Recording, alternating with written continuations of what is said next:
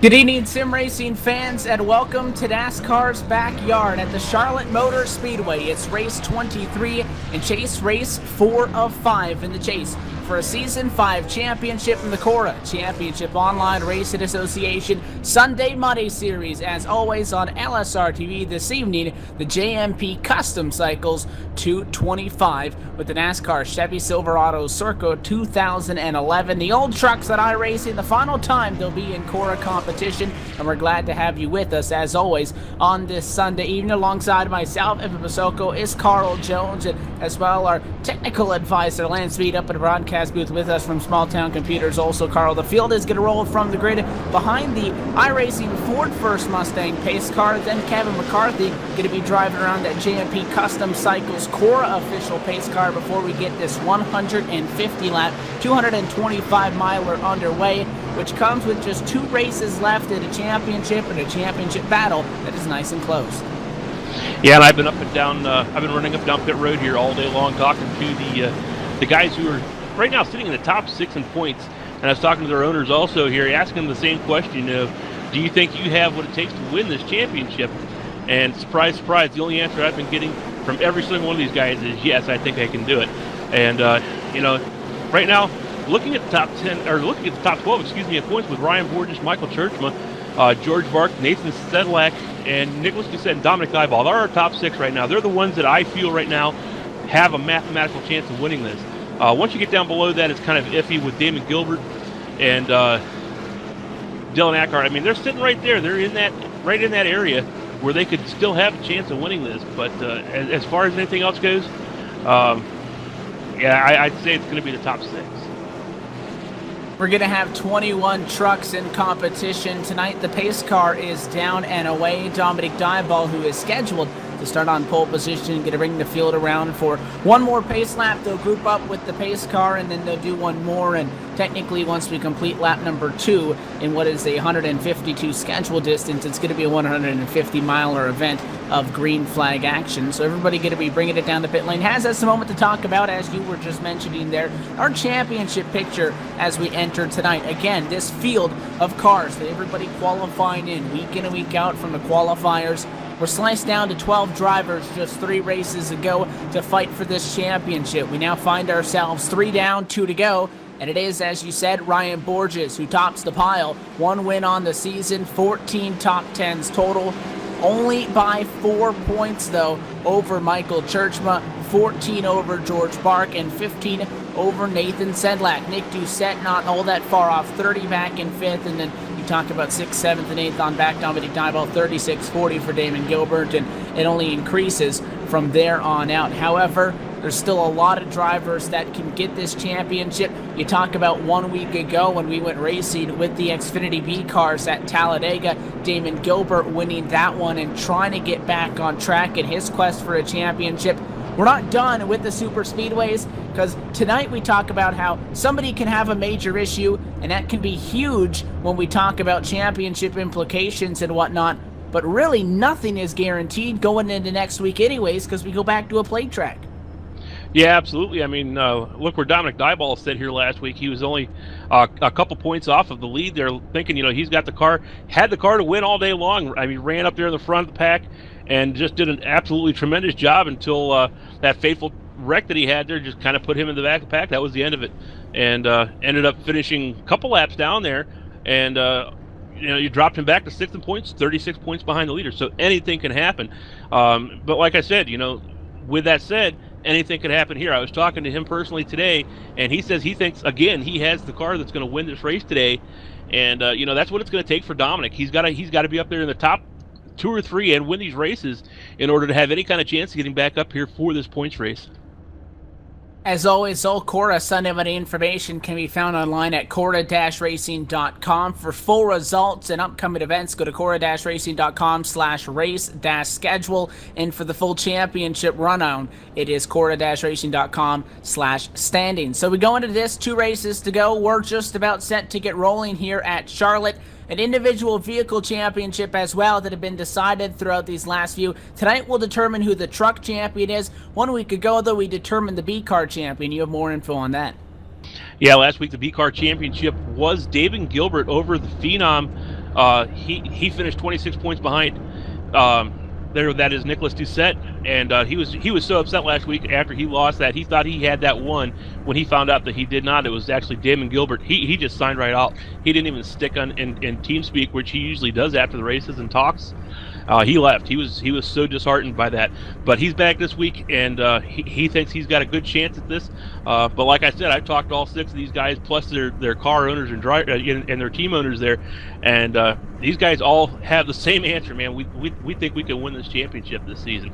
So is it going to be the same driver one more time, and that'll be Nathan Sedlak, giving it his second time to have his name on the top of this list, which would only give us 2 championships in the 5 years the Cora's been in existence, or are we going to have a third name, a new name up on the top? Everybody thinks they can do it. Mathematically, there's a lot of drivers that can. We know skill-wise they're all capable of a championship, but what's going to be determined in these next 150 laps plus Talladega in 1 week's time are going to dictate really who walks away with it. 12 had a shot at it 3 races ago. We'll chop that number down to about 7 if we're being generous. Only 1, though, as you said, can sit atop the pile after Talladega next week. As always, LSRTV for the Sunday Money Season 5 finale event. Let's give you the LSRTV starting grid as the field rolls. Dominic Dyball will start on pole position in the number 15. Dennis Bailey will start second. It's a third for Dick Doucette, a fourth for Brandon Cruz-Monsivice, and 5th position to Damon Gilbert. Mike Churchman's going to be rolling off in the 6th position. Nathan Sedlak is going to be in 7th. We have Colton Berkey. He's going to be rolling off in the 8th position. John Pansul in 9th. And Ryan Borges is going to be rolling off in 10th. The number 93, Salicardi, starting 11th. 12th position to the 99 of Charles Starks. 21, Jason Halverson, starting this race in 13th. Alongside him in 14th is Daniel Miller and Ronald Hacker in 15th. Dylan Ackard, he's going to be coming out here in the 16th position, the 29 car. In the next positions, we're going to be looking here at Patrick Verdoen. James Brown, the CEO of Cora, he's going to be starting off in 18th position. 19th position is going to be Joel Woods. George Bark is going to be in the 20th position. Rounding out the field is going to be, that's all the drivers I think we have out there today. 21 total. Yeah, 21, because Kevin McCarthy, he's out in the pace car, so can't count him. You do need to give a call to Kevin McCarthy, who is piloting up at the front of the field that holds in Commodore Cora official pace car JMP Custom Cycles, presenting that car to us, and as well presenting our coverage tonight for the JMP Custom Cycles 225, 1 to green this time by the start-finish line, and we will get set to go green flag racing under the lights in NASCAR's backyard. The Charlotte Motor Speedway, a track that comes with a standard iRacing subscription, so almost everybody, or I guess everybody has this, but almost everybody has logged hundreds, if not thousands of laps here. If you're an oval racing fan or an oval racing driver on the sim, a lot of these guys know how to drive these trucks. Trucks at Charlotte is one of the most popular hosted sessions you can find at any time. They know how to do it. The setup, from what we hear from the drivers, is a lot of fun. It's a fixed setup this evening. What's going to be a key possibly to winning this race, Carl, or at least surviving this one to have a chance into Talladega if you want to walk away with a big trophy? I think the key to tonight, when I was out there running these cars, you do not want to be running the lower line on this track. I can tell you right now, you're going to be freight trained. Kind of a little bit of a different story than what we saw last week at Talladega, where the bottom line was the line to go with. This week it's going to be the top line. The upper outside line is the fast way around this racetrack, and yeah, I think that's what it's going to take. You're going to have to be able to find yourself a good place to run up here in this top line, and if you get down low, just hope that you don't get that big old freight train coming at you. We're glad to have you with us on LSRTV. Pace car down and away. Green flag flies at 1/4 Dominic Dyball, the number 15 truck, will sail him off into quarter number 1 and lead this field back to the green flag. He wants a championship. He's 36 points, though, off for the top spot. Your championship leader is right back in the thick of things. That's the 32 where Ryan Borges started this race 10th, and he finds himself in what is almost the first side-by-side battle on the racetrack at the moment. In front of him, that 35, Nathan Sedlak going at it. The 81 of Colton Berkey on the outside in the Traxxas Chevy. Well, watching Ryan Borges, as we were speaking about him earlier, he's been having a little bit of trouble this week here with this Charlotte Motor Speedway with this fixed setup. He could only muster a 16th fastest run tonight in the practice, and with a 10th place qualifier, that's not very good. Trying to get out here and win a championship. It's going to take getting up here to the front and logging some laps, leading us to actually have a chance of getting up here. But as we're talking about that, Dominic Dieball, he's up here doing a great job. He's holding his lead here with Nicholas Doucette, Dan S. Bailey, and Brandon Cruz Monsivais sitting here right in the 4th position. Drivers communicating over the radio and side-by-side battles with each other, letting them know that they have the inside spot. A lot of radio action with the Salicardi team. The number 93 car runs in 10th right now. He started 11th. He's up 1. Nathan Sedlak set him right when we went green. He's still side-by-side with that 81 car. Colton Berkey not giving up that outside line. The advantage that machine is going to have is on corner exit. You see coming down the banking, gets that run. We'll get half a car length advantage into the quarter. And once we dive down and get to the middle, the inside gets the upper hand. They continue to duke it out in what is a fight for 7th position on the racetrack. Your leader, Dominic Dieball, good over Nick Doucette by about 2 truck lengths, but 2nd, 3rd, 4th, 5th, all stacked up. Contact with the 08 to Dan Bailey, a bump and run. Brandon Cruz Monsivais got into him. They'll go side by side for 3rd on lap 7. Yeah, it looked like Brandon kind of backed off it a little bit to give Bailey the chance to get that truck collected, but then we're right back at it, got down to his inside. Now it's looking like he's wanting to get up here and take that position away, but it's not going to happen there as Dan S. Bailey charges hard back on the outside, and he's being followed now closely by David Gilbert coming up here to get around Monsivais. So Gilbert in that Kart City Chevy going to make the pass on the outside, and what could have been a move for Brandon Cruz Monsivais to go from 4th to 3rd backfired after the contact in 1. He'll drop from P4 back to P6 after losing 3 spots. As you said, getting trapped down on the very inside of the racetrack, not able to use that banking to his advantage, and it hurt him there, and it cost him nearly half of the track position that he had accumulated. Total, all 21 trucks that started this still sit on the lead lap. Side-by-side battle now has the 32 of Ryan Borges, championship leader by just 4 markers over Michael Churchma, who sits 3 spots in front of him on the track right now. Borges going to be able to get around the number 93 of Salicardi, so he'll get 9th position, and Cardi going to drop back to 10th. And once again, the 81 and the 35, they're not going to quit fighting. This time, Sedlak clears him. Don't expect them to roll over, and now Borges wants a piece. Well, like I said before, though, you get trapped down on that inside line there. What's happening, especially if these guys up on the top, they want to come down, just like Colton Berkey's doing right now on the 32 of Nathan Sedlak. You know, you can get yourself pinched down there on that bottom, and it makes it really hard to get around the racetrack, and it slows your truck up. But right now, it looks like the inside line is going to move around a little bit here as the 32 is getting right up beside Colton Berkey one more time, but Colton's going to charge back hard to the outside, coming down the backstretch. Looks like Colton Berkey's going to have what it takes to take that position back. So Berkey playing the defensive. It worked for so long on Sedlak till finally that Storm Motorsports car got clear, and that's where Sedlak sits in 7th right now. But it is still that Traxxas Chevy Silverado, that truck of Berkey, who continues to have a lot of company. Borges behind him, Bacardi behind him. Those two guys were just funny with each other not all that long ago. They're playing nice for the moment. Everybody up front, single filed out. How about 2 sets of 2 wide back for 15th position? Jason Halverson in the 21 truck under attack by the 00 Lafarge entry of James Brown to the inside. Side by side behind them, George Bark going to win a fight with Joel Wood, and Bark flying through, getting at least 2 spots that lap, and he wants more, trying to get the 00 as well. Yeah, George Bark looks very, very strong here now. Just a few laps into this race. Contact, a 23 truck hard into the outside wall. Trouble for Jason Halverson into the outside wall, and caution for the first time this evening.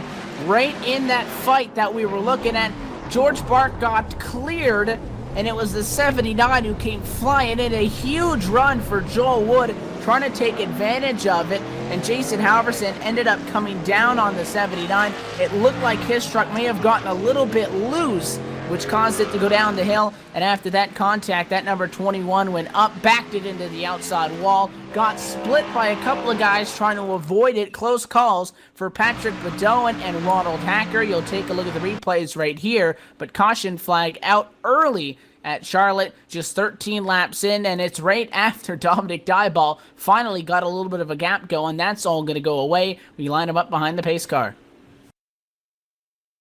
And that was very fortunate for those 2 drivers that were behind the spinning 21 truck there of Halverson. They were able to split him. I think it was just a one-car incident. Nobody else was involved in that. I don't think there's any damage at all to the 79 truck there of Joel Wood. He didn't hit too hard, but hard enough to get him around, though. I mean, I'm looking at the side of Joel Wood's truck here. It looks like it's pretty clean. A couple little scuff marks there on the fender. I think he can run with that.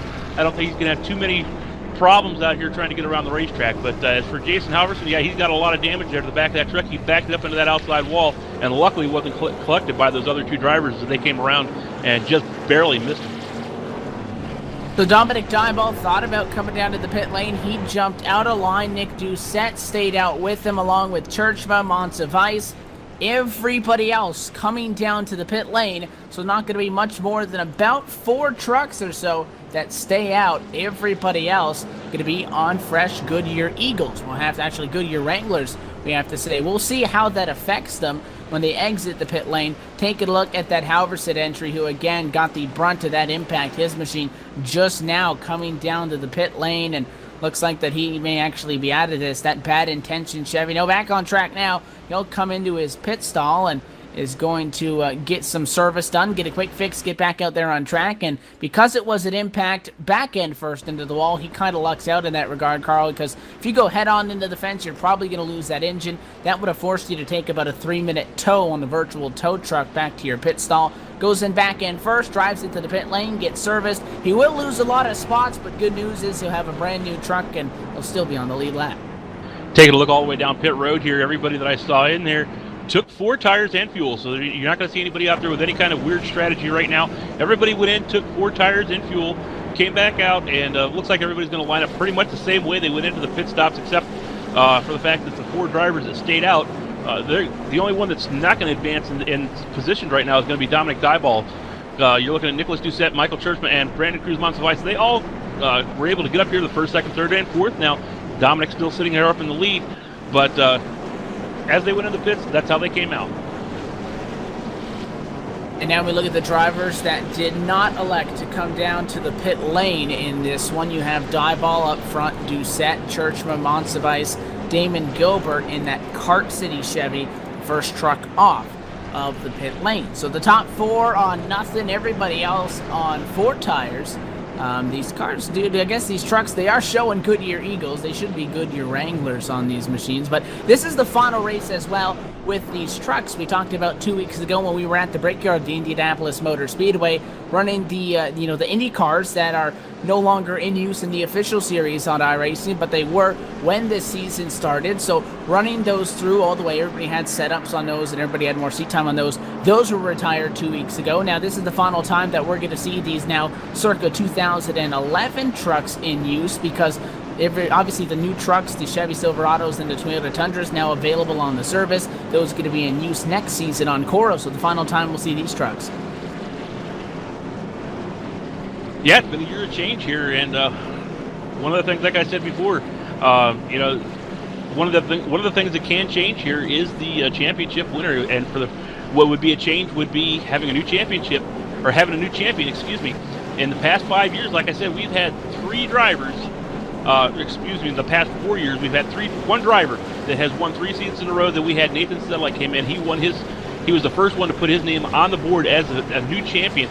That could change again when we're looking at drivers like Nicholas Doucette, Dominic Dieball, and Michael Churchman up here, all racing for this points championship, and they're doing exactly what they had to do. They're racing up here in the front of this pack. So especially Dominic, he's trying to get the most bang for his buck. He's trying to lead a lap, lead the most laps, and win a race. That's what it's going to take for him to try to get himself back up here for this championship.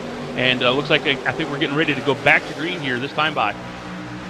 Pace car down and away. Our first American Ethanol restart at the Charlotte Motor Speedway. Back underway with the JMP Custom Cycles 225. Dieball is cleared down to quarter 1. A side-by-side for second on the inside this time. Michael Churchma in that Storm Motorsports, the Vortex Associated Chevy, going to make the move on Nick Doucette. So that slides the 51 truck back into P2 right now. 4th, a side-by-side fight with Damon Gilbert on Brandon Cruz Monsivice. Again, that 68 first driver on 4 fresh tires. Let's see how fast he can make headway. Taking a look back here now at the Brandon Cruz Monsivice just hits the wall hard. A lot of damage to the right side quarter panel of the Brandon Cruz monster vice machine there as he slams the outside wall coming out of turn number 4. Turn number 2, excuse me. He was going down the front straightaway, and on the outside of that side-by-side fight, caught the fence.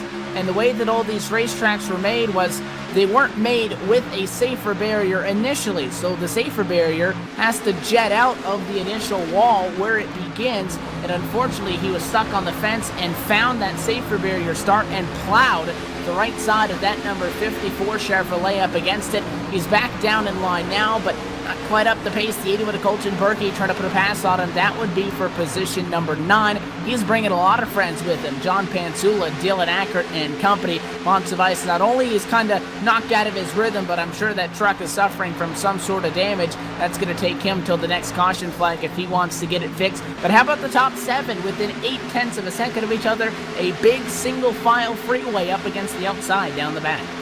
And coming down the backstretch here, we're 3 wide there for a moment as 2 faster trucks are trying to get around the Montsevice machine. And kind of a hairy moment there coming down the backstretch going into turn number 3. You don't want to be 3 wide in this racetrack. This is not a 3 wide track whatsoever, especially going into these turns here. So Brandon Cruz Montsevice had to back it off and let those guys get through there so they could race for their position. And smart move by Brandon not trying to push anything right now with that damaged vehicle. And just up in front of them, a couple of trucks that had made the pass not all that long and going to 54 fight with each other. The 09 looks like some scales on that machine on the bottom lane. Daniel Miller trying to make a move on the 00 at James Brown. It's a fight for 13th position. The Lafarge Chevy of Brown with the defensive move, getting the big run coming down the banking out of 4. He'll once again regain single possession of that spot down into 1 and 2 once again, not too far behind them. Charles Starks messing around and a couple of guys there. How about a side-by-side for the top 3 spot? Damon Gilbert trying with those fresh tires.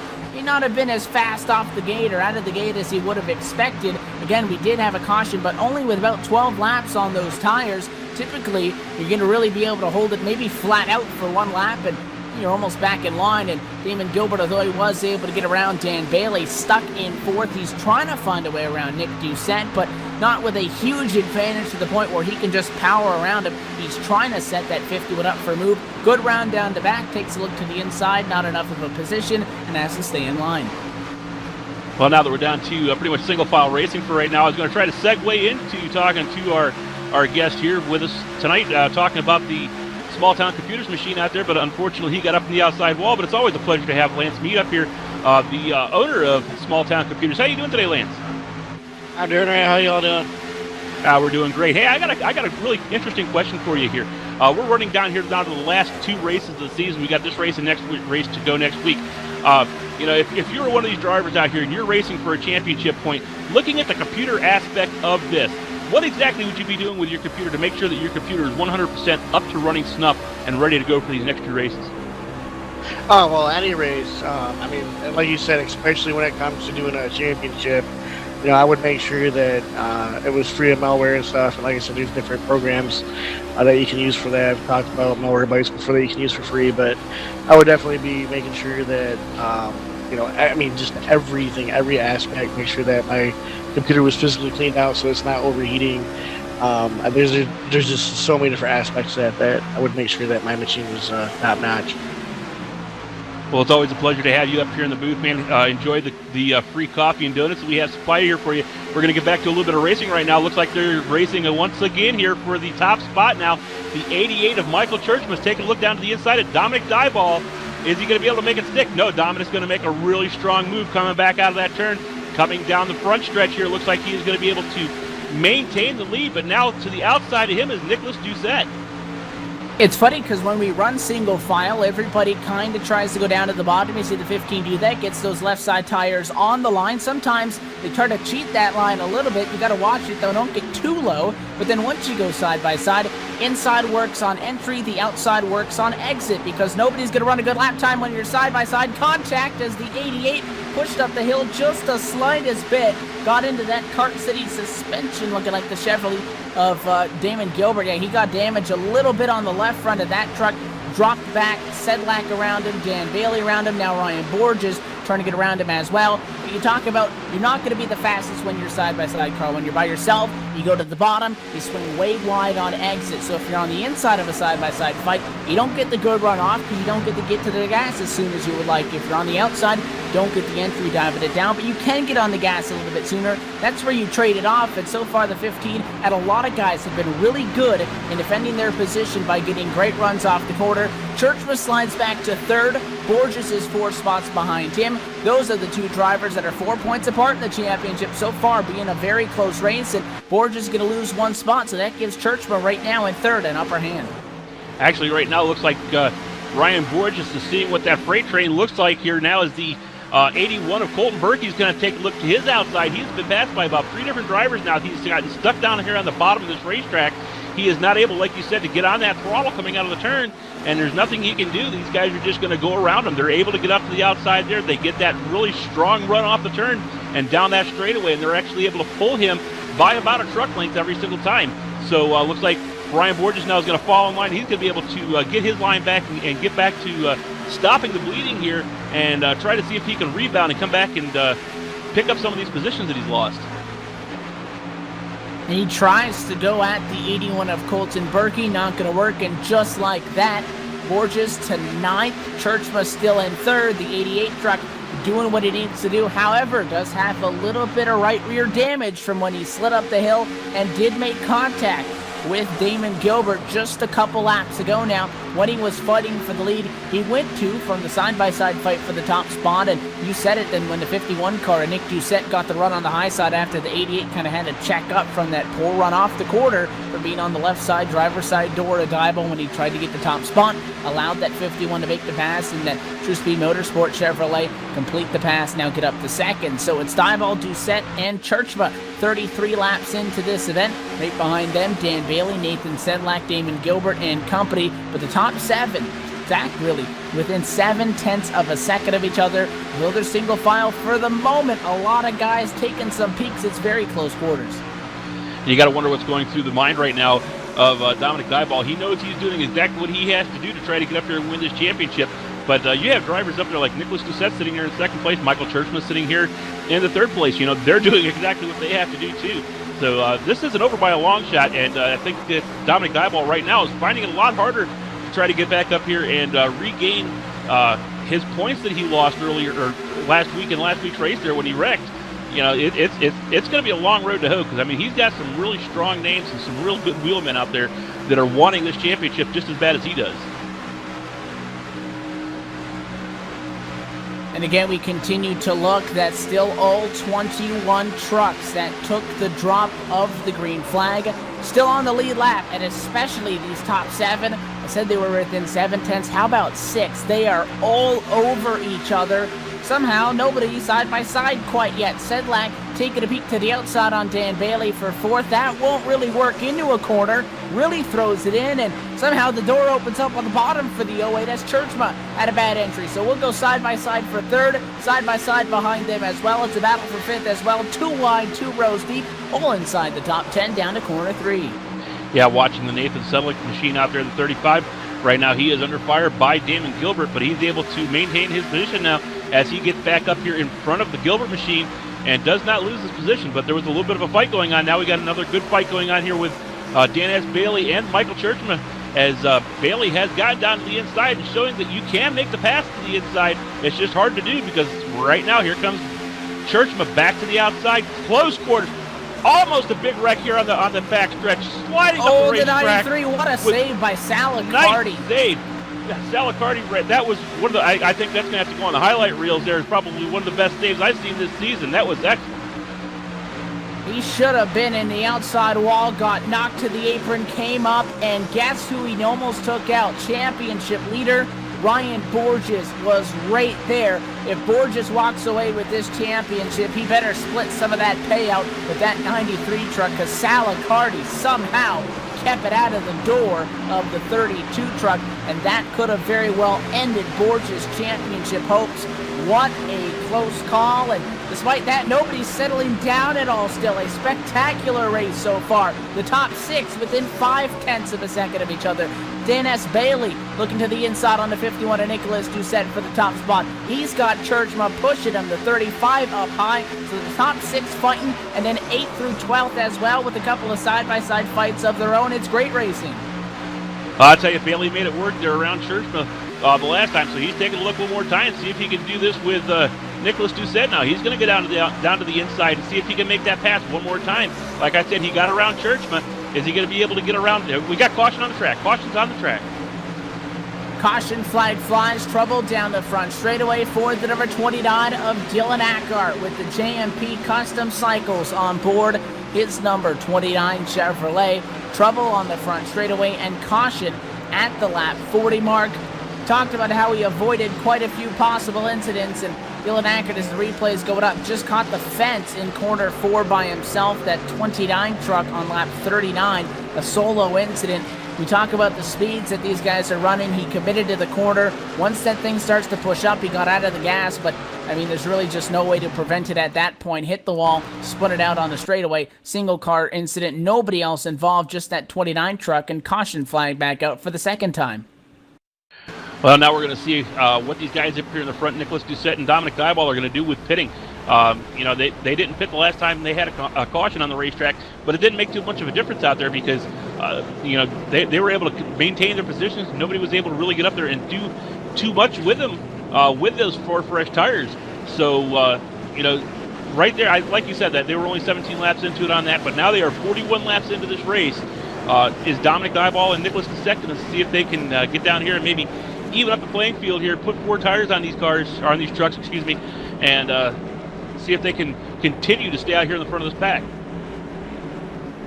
So back down to the pit lane this time, instead of 13 laps on the tires, a couple of guys with 42 laps on them, everybody else with about 30 laps on them. Everybody down to the pit lane this time from the lead lap, the pace car. Very lonely down in 1 and 2. The race off the pit lane to 15. Gonna go with 4 tires. Looks like everybody else with 4, but a 2-tire call is gonna put Dan S. Bailey to the top spot as that truck rolls for the pit lane first into Jack Daniels, number 08. We're under our second caution. We'll step away, take our first yellow of our own. Come back to the Charlotte Motor Speedway where Dan S. Bailey goes to the point on a tire strategy call in a JMP Custom Cycles 225.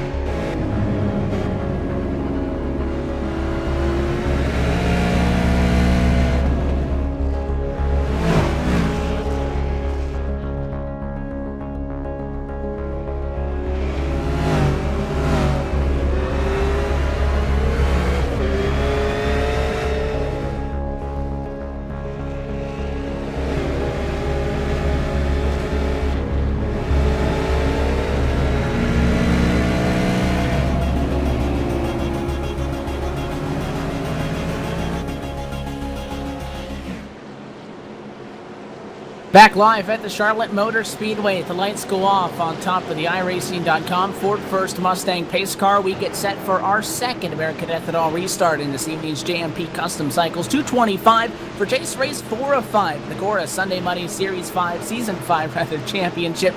Dan Bailey to the top spot on 2 tires, everybody else on 4.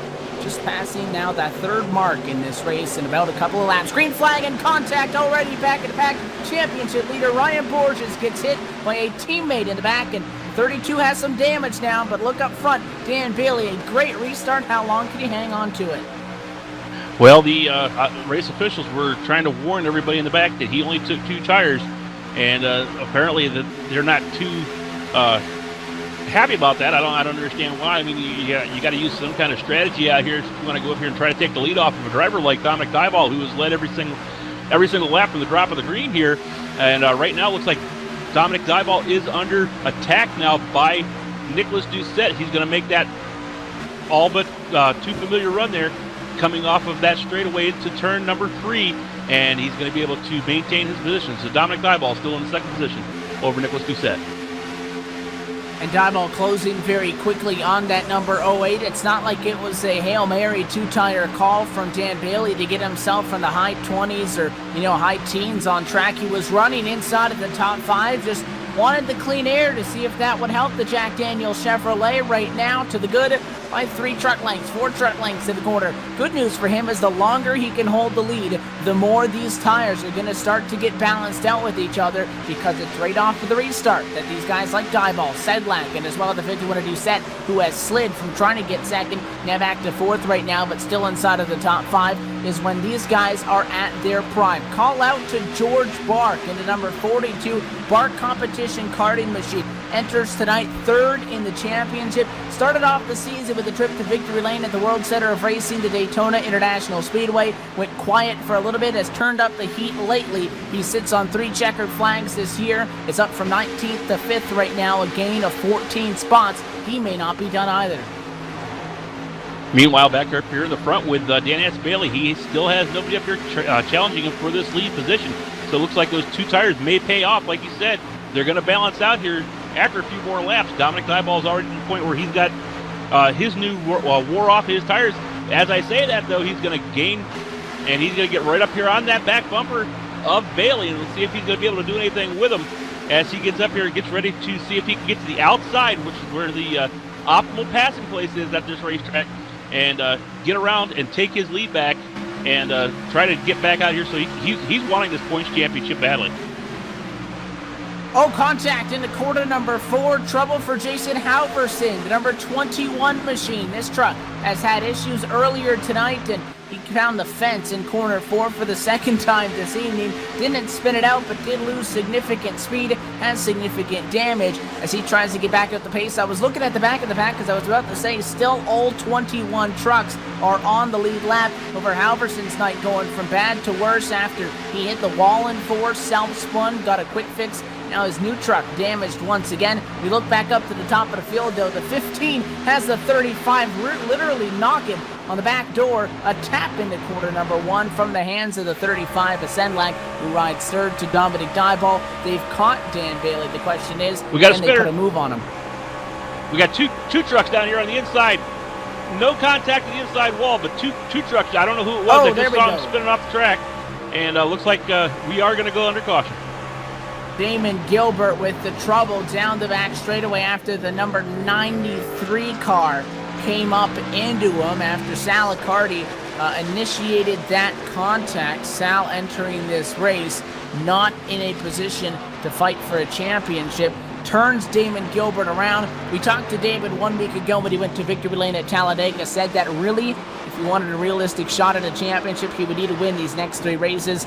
Got the job done in Dega, still 40 points out. This is not going to help at all. And we had saved it. We were good. They spun. Unfortunately for David Gilbert, got back going, and he was on that seam with the racing surface in the apron, came back up, and he hit the number 54 of Brandon Cruz Monsivice, who comes into this, making more contact. Monsivice entered 89 points out of the championship. that's going to be the final nail in the coffin for that team, as he'll get more damage from that incident. So the damaged trucks hit the pit lane. The top 3 will stay out. Everybody else back in for some service. The pit strategy continues tonight. Down here right now with Nathan Selleck, as he is in his pit stall there. It looks like he is going to take 4 tires and fuel, as it looks like just about everybody else on the racetrack is going to do. I haven't seen any 2-tire stops yet. Yes, I did. I'm sorry. I just saw one just as I was saying that. It looks like the George Bark machine, maybe it was. Might have been George Bark. Yeah, he came into his stall and George Bark overshot it, so I wouldn't have been surprised. Bark does take 4 though. Yeah. Okay. Did he? Well, I know I saw somebody just take 2 and go. I'm not sure exactly who that was. I wasn't on him at the time. It might have been the Colton Berkey machine, because it was Borges. Okay. Then it was Ryan Borges, because Ryan Borges came. He was back there in the pack a little bit. So that would have been a good strategy call for Borges to put the 2 tires on. And thank you for finding that for me. I couldn't figure out who it was. But, yeah, it was Borges that took the 2 tires. So that did help him out in his trying to get back up here to the front. Now he is 5th on track. So this is interesting, because I don't believe Borges has been at an incident to force him to take a quick fix yet, because he's been up front for the majority of this race. Does have back-end damage on that number 32 Chevy from contact with Michael Churchma on this most recent restart. He is, therefore, if he hasn't been in an incident already, has elected to not take his quick fix. Before, that wasn't an option. You bump into somebody and you're losing your quick fix. Here, you can now deselect that option and try to save that for later. So I feel like Borges, he may be aware of what's going on right now as far as the back-end damage on that truck, and because of such, figures he might stay out there and don't take your quick fix now and hope that you don't get anything else at 100 laps. I feel that's the strategy for the 32. He's keeping that in his back pocket. He'll work with the damage and all, but the 32 looks like a little bit of a mentality game there, not taking that quick fix, keeping it in the back pocket if he should need it. Well, now that we're back under caution here, we'll go and pit stops are done. We'll see if we'll go down and do a quick run down through the field here. We have Dan S. Bailey sitting on top right now. Dominic Dieball 2nd. Nicholas Doucette 3rd. Ryan Borges sitting here in 4th. Colton Berkey 5th. Daniel Miller sitting here in the 6th position. Nathan Sedlak in 7th position, excuse me. John Pansul is in 8th. Michael Churchman 9th. George Barks in 10th. Continuing on through, Joel Wood sits in 11th in the ASPCA Chevy. 12th position is George Barks' counterpart as well, racing this evening. We saw the number 38 truck on track last week. That's another truck out of the George Bark Racing stables. James Brown is 13th. 14th is Charles Starks. Dylan Ackert is in 15th position. Patrick Bedell in 16th. 17th, the Brandon Cruz Montsevice. Ronald Hacker 18th. 19th, the Sal Accardi. And Jason Halverson is 20th. And right out of the field there, we're going to have Damon Gilbert. He's sitting back there in the 21st position. He was one of the drivers who was kind of had some problems there earlier on. See if he can turn his night around and get himself back up here to the front of the pack. Looks like we're doubled up, getting ready to go to a restart here next time, or this time by. So it's going to put Dan S. Bailey back to the inside of Dominic Dieball now for this restart. So we'll see if Dominic has anything for him. Just about 40 minutes or so past the drop of the green flag. In this one, we're 1/3 of the way home, coming off of our 3rd caution flag for yet again another American Ethanol restart. Dan Bailey in control. This time he's not alone, though. It's Dieball, Doucette along with him. The 32 on 2, everybody else on 4 fresh Wranglers. Pace car down and away. The Jack Daniel Chevy in control. Green flag flies. Lap 56 going to be in the works as they cross the start-finish line. Once again, the 08 great restart. Looks like he caught Dominic Dieball sleeping there a little bit as he was able to scoot out there and get like about a 3 or 4 truck length lead on the rest of the field here. Now as Nicholas Doucette takes a look down one more time to the inside of Dieball, let's see if he can do anything here coming down the backstretch. It looks like he might be able to get this position. Dominic Dieball is going to charge back hard on the outside one more time. He's going to pitch Doucette down to that inside, making it so Doucette's going to have a harder time coming up off the turn, but Doucette still is able to maintain position there and is actually able to, not at the line though, at the line is still showing Dominic Dieball in the 2nd position. And they are door-to-door, locked on each other. No advantage to anybody now. Down the back straightaway, the run going to go into favor of the 15. However, Doucette, give it back to him when he throws it back down on the bottom into quarter 3. Behind them, the 35 dig it as well. Nathan Sedlak with the pass on the 09 of Daniel E. Miller, but they continue to race side by side for second. Couple that with the fact that Dan Bailey got a great restart, and the longer they fight, the more that 08 is going to set sail into the Charlotte Lights. Now 5/10 to the good and continuing to pull, because Borges and that 81 as well, Colton Berkey, they can't get around the side-by-side fight, so the longer that continues, the better off it is for the 08 truck. Finally going to get it sorted out for second at least. Dominic Dyball wins that fight. Now Borges wants third from Nick Doucette. Nicholas Doucette is sitting in that position now that he didn't want to be in. It looks like it's finally going to pay off for this outside line, as he is able to cut up there in front of Colton Berkey. Just cut Colton Berkey off, not let him get up there to get to the outside of him. So Nicholas Doucette did exactly what he needed to do. He needed to get back up to the top there. He was about to get freight trained there by about another 4 or 5 trucks. But, Doucette did exactly like I said what he had to do. He just scooted up there in front of Colton Berkey, cut him off, and was able to stop the bleeding there at about 4th position. And that's not the first time tonight we've seen Nick Doucette be in third, challenge for second, and not the first time he's even challenged for second against the same driver. That 15 of Dominic Dyball, not win that fight and go backwards. So it's not uncommon so far tonight for the 51 to be fast, but not fast enough maybe to be able to successfully make a move on the inside. The gap that was 6/10 when they fought, now down to within 2, because Dominic Dyball closing in rapidly on Dan S. Bailey. Although we say they're on the same strategy as far as this last cycle of stops, 15 still has a little bit fresher right side tires from the stop previous to that. He's closing in very quickly. He's bringing Ryan Borges with him, who is showing that with the 2 tires this time around, and that damage on the back end, not slowing him down at all. Kind of looks like a fighter jet on the back with that slanted or pointed rear end of that number 32 truck. So the top 3 now trying to set sail. And real quickly here, I was going to say something here to our analyst, but looks like we're going to have a fight here for the lead right. And no, looks like Dyball is going to think better of that. He's going to just tuck it back in the line one more time here.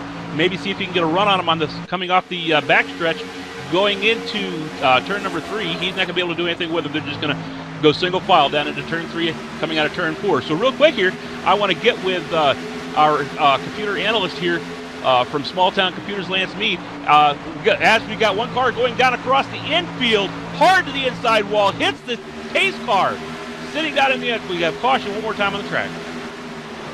And more drivers going to get involved in this one after trouble down the front straightaway. Colton Berkey with a very big incident on the front stretch. Got checked up behind the 35 of Sedlak. This one happened coming to the start-finish line, working 62 to cross over to lap number 63. He checked up just as the 88 peeked the nose to the inside, not even really to try to pass maybe, just to get a little bit of a line of sight to see where he was. It sent the 81 flying and hit almost lucked out almost, but hit just clipped what is a very bad angle on the inside retaining wall. That truck almost flipped after it came over the Legends Oval on the front straightaway, and then back end first absolutely obliterated 100% of that pace car, hit the inside wall, then bounced back up on track, and with nowhere to go, another truck comes piling into this one, and Charles Stark's going to be involved as well. Looks like the 21, Jason Halverson, with some damage again. When it rains, it pours for that 21 camp. Back under caution now at lap number 65. So 3 cars with some heavy, or 3 trucks, excuse me. If I say cars one more time, I'm going to have to donate a dollar, I think. I'm saying it too, so we'll be broke by the end of the night. We'll be broke by the end of the night. But 3 trucks with some heavy damage. But this does give us a chance now to get a hold of our specialist here, Lance Mead from Small Town Computers. Lance, I wanted to ask you a question here. I noticed just a couple laps ago here, Dan S. Bailey blinked out.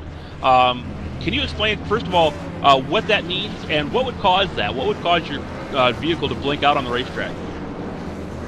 Yeah, blinking is a huge problem with this because you're moving around in a virtual, 100 plus miles per hour. If you blink out, you're kind of there. You're not going anywhere compared to the server. So it's and it kind of can spell trouble for everybody else. The things that can cause that, can really vary. I mean, it might not even be your ISP itself. I know a lot of people, kind of cuss out their ISP, but it might not even be that, because I mean, the web is fairly large. I mean, you could be going through several routers to actually get to the iRacing server. However, there's definitely a loss of signal there, or even just a high latency that can cause that. Always interesting to have our analyst up here. He's a computer whiz. Like I said, he owns Small Town Computers, and he does a lot of work on my system for me here. And how do they find you? How do they get a hold of you, Lance? If somebody needs some work done on their computer, how would they contact you?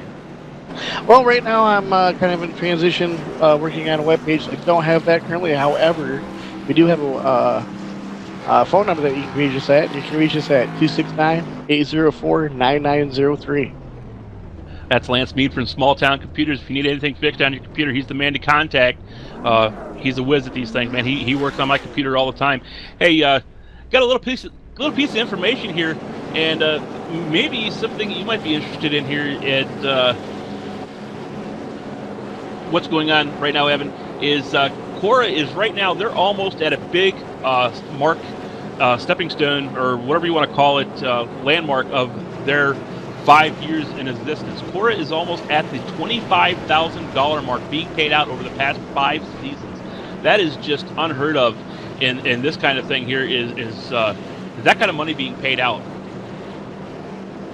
Yeah, we talk about how drivers pay $6 to race. If they don't qualify, Cora doesn't even pocket that money. They'll keep that in your account until you can qualify, and then 100% is all paid back to the drivers, either in the weekly purse, which is something that happens every single race, every single time. The finishing positions, depending on the field size, top 10, top 15, whatever, going to get some sort of money back from that, or as well, at the end of the season, points get paid out also for and we talked about it as well, the individual vehicle championships for those who collect the most points in the trucks, or the B cars, or the Cup cars, the Indy cars, whatever, or as well, the overall championship also. So season 5 of the works, 5 seasons of Sunday Money action. Season 6, that schedule has already been released, and it's open to anybody who wants to qualify. If you want to see more information on that, again, Cora-Racing.com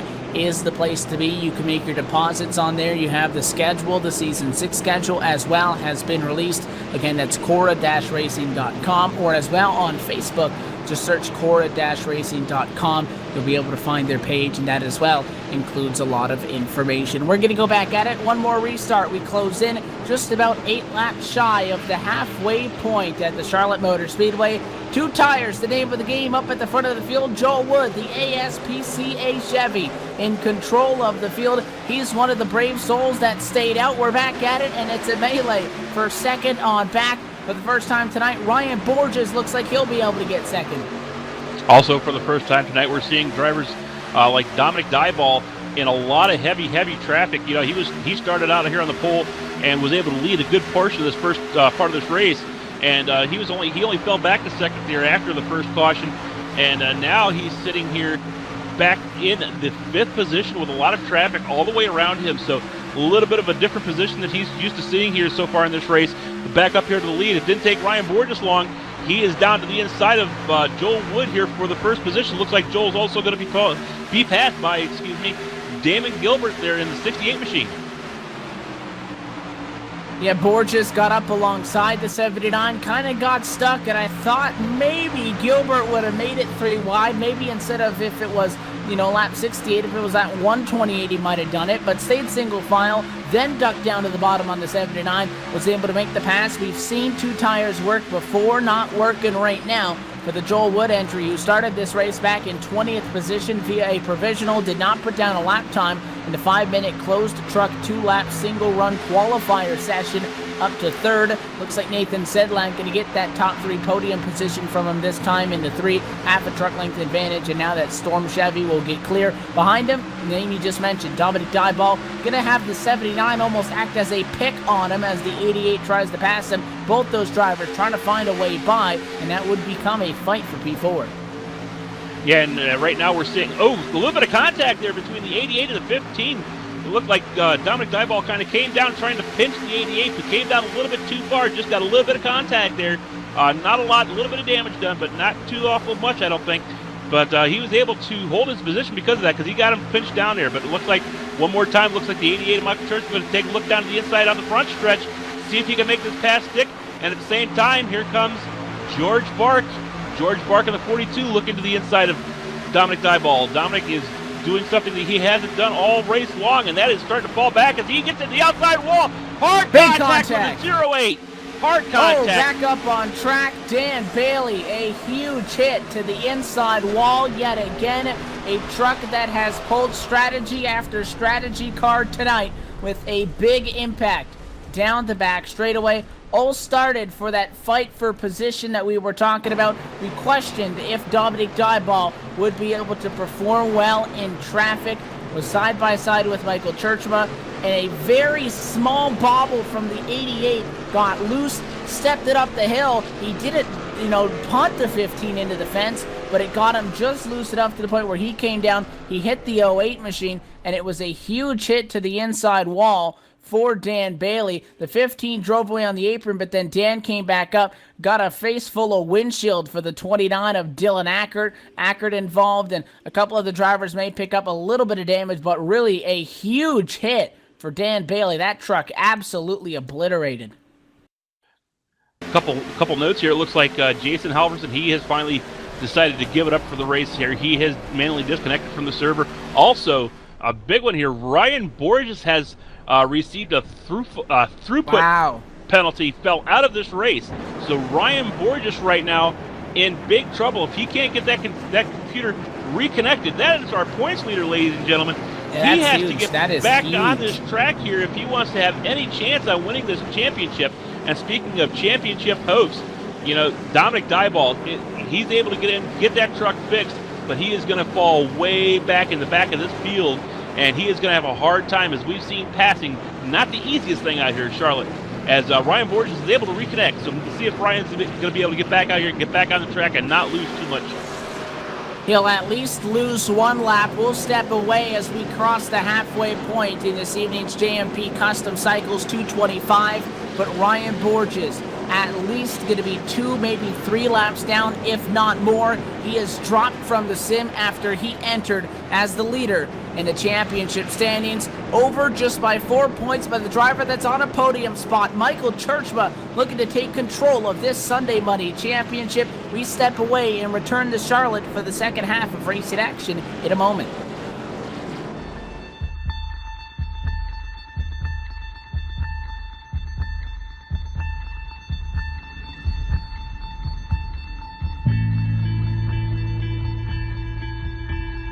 Here's the thing that makes life so interesting. The theory of evolution claims only the strong shall survive. Maybe so. Maybe so. But the theory of competition says just because they're the strong doesn't mean they can't get their asses kicked. That's right. See, what every long shot come from behind underdog will tell you is this.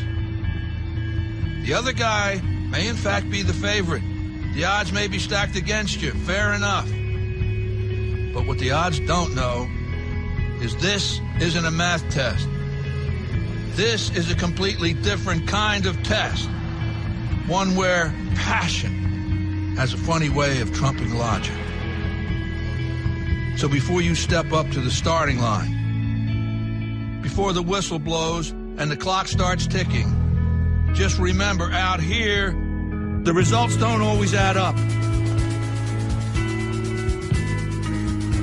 No matter what the stats may say, and the experts may think, and the commentators may have predicted, when the race is on, all bets are off.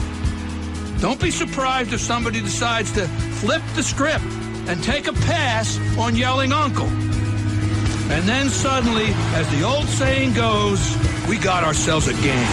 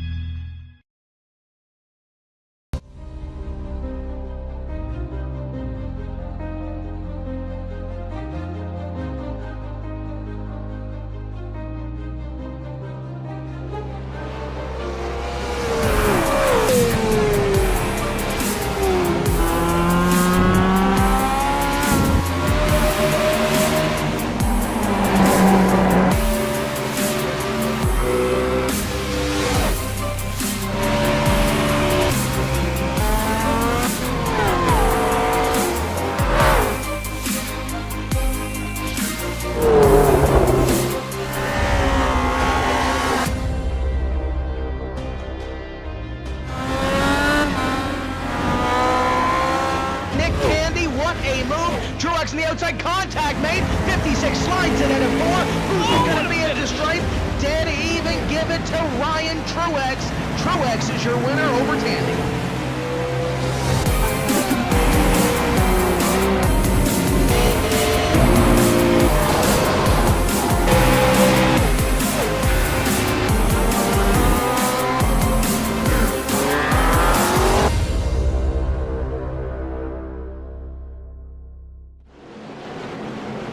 Back live at the Charlotte Motor Speedway, working under an extended caution period. A truck stranded down on the apron, the number 38 truck. Lost his screen blacked out on him in the sim. He came to a slow roll in 3 as we were getting ready to go back green. The tower delayed the restart because that would have been dangerous for everybody coming through, as he may have ended up on the racing surface. Track is clear. We get set to go back at it. Ryan Borges is back in. He did not lose more than 5 laps, so he'll be able to get those back via wave buys if we get more cautions throughout the evening. The pace car gone. Green flag back out. Damon Gilbert back in control. Weren't we just talking about how that Kart City Performance Chevy was spinning down into quarter number 3 and how he needed to get a whole bunch of wins, but tonight might not be the night? Well, he's back to the point. He's back to the point, but he's got George Bark sitting right back there in second place on his back bumper. And, is George going to be nice and give this to Gilbert? I don't think so, because you know what? George Barks is not one of those drivers that's sitting there trying to get up here and win this championship. So teammate or not a teammate, don't think there's going to be any team orders on this one here. I think it's going to be whoever's going to get it. But right behind him, we're going to have Michael Churchman, then Nicholas Doucette. James Brown has moved himself up to the 5th position after starting 18th and kind of having a mid-pack run all day long. So James Brown sitting up here in 5th. To note that number 38 truck that shows up on screen as George Bark with a 3 after it, the number 38 who runs in 16th position, that is Ryan Edwards. Competed last week at Talladega under the same screen name. Unfortunately, a situation there that, if we're going through names very quickly, it is going to come out as George Bark, but the 38 truck for note is Ryan Edwards. He remains on the lead lap after having that screen issue, so he does not fall off. But very quickly, we went from having all 21 trucks at the lead lap to now only 16. It is Charles Starks who is in a lucky dog spot in the Jags Automotive Chevy in 17th, 1 lap down. 2 drivers, 2 laps down. One of them not going to get away by very easily. Dan Bailey in that Jack Daniels truck gets the quick fix after a ferocious wreck on the back straightaway. He's 2 laps down. Borges in front of him 2 laps down at 18th. Borges will get his laps back, even if he's not the lucky dog, up to a maximum of 5. For if he drops out of the sim, Cora, via the league rules, will give him up to 5 laps back for free under the caution period. He sits 2 laps down right now, but he is expected to get back to the lead lap, and then the 3 lap down machine, 20th, is Colton Berkey. Jason Halverson is the only driver that is retired from this event. The top 3 now, top 4 trying to pull away. We'll go side by side for 3rd spot on track right now. Contact, Joel Wood, trouble. The number 79 ASPCA Chevy is into the outside wall. He tried to throw a block. No, the 29 went to the bottom on him and thought he was clear, and Dylan Ackert drove into the left rear of Joel Wood, and that truck absolutely clobbered the outside wall. The tower was going to manually throw a caution. A huge hit, pancake Joel Wood in the fence. That truck is destroyed and will slow him down. What that's going to do, though, it's going to give Ryan Borges now his laps back. So we're going to have to say we're back to having 17 cars are going to be back, 18 cars, because we're going to have a lucky dog also along with that. So we're going to have 18 cars back here on the lead laps. So Ryan Borges will get his laps back, and he'll be able to get back up here and run with these guys one more time. So big break for him. Unfortunately, like you said, the 79 machine, he hit that outside wall a ton. I think he tried to make the track a little bit wider, but it didn't work out for him. Yeah, again, Joel Wood going through the tri-oval. Initially, I said he tried to put a block on the 29, but in reality, that 29 behind him of Dylan Ackert went to the inside off the corner and thought he wasn't clear. And it's something that you see a lot at Charlotte, a lot at Texas, a lot at Atlanta, that you won't see at places like Chicagoland, Kansas, Las Vegas, is the difference between a tri-oval and a quad-oval. A tri-oval, it's a long, sweeping left-hand turn down the front stretch. Here, there's 2 distinct kinks in it and 3 distinct, sections essentially of the front straightaway. You go straight, a left-hand turn, straight, and another left-hand turn. One of those kinks there, the first one, is where the 29 just swung it a little bit wider than he thought. He hit the 79, and the 79 tried to hang on to it, but it didn't look like Dylan Ackert got on the brakes enough because he stayed in the back of the 79, so Joel Wood lost more speed than Ackert could, check up in time, and it ended up continuing to push him all the way, and because of that second kink, absolutely flew into the fence, a huge impact, gets a quick fix, back out on track, still on the lead lap, so all things considered not as bad as it could be, but the continuation of the bad luck in these last about 40 laps or so, we'll call it, for Joel Wood continue. Well, I'll tell you, I've been in that position there on that very flat actual front stretch there where you're going through that dog leg, man, and your car feels like you're floating, and you're just kind of skating through there, and it gets kind of hairy, so I can see just exactly how he did that, because I've had that happen to me several times. The only car I've never had any problems out here with is a street stock.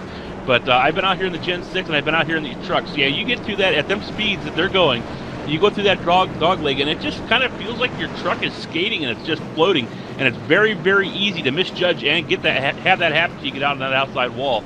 So, yeah, I feel for him. I know exactly what he's going through. I know exactly how he felt when he hit that outside wall. It hurts.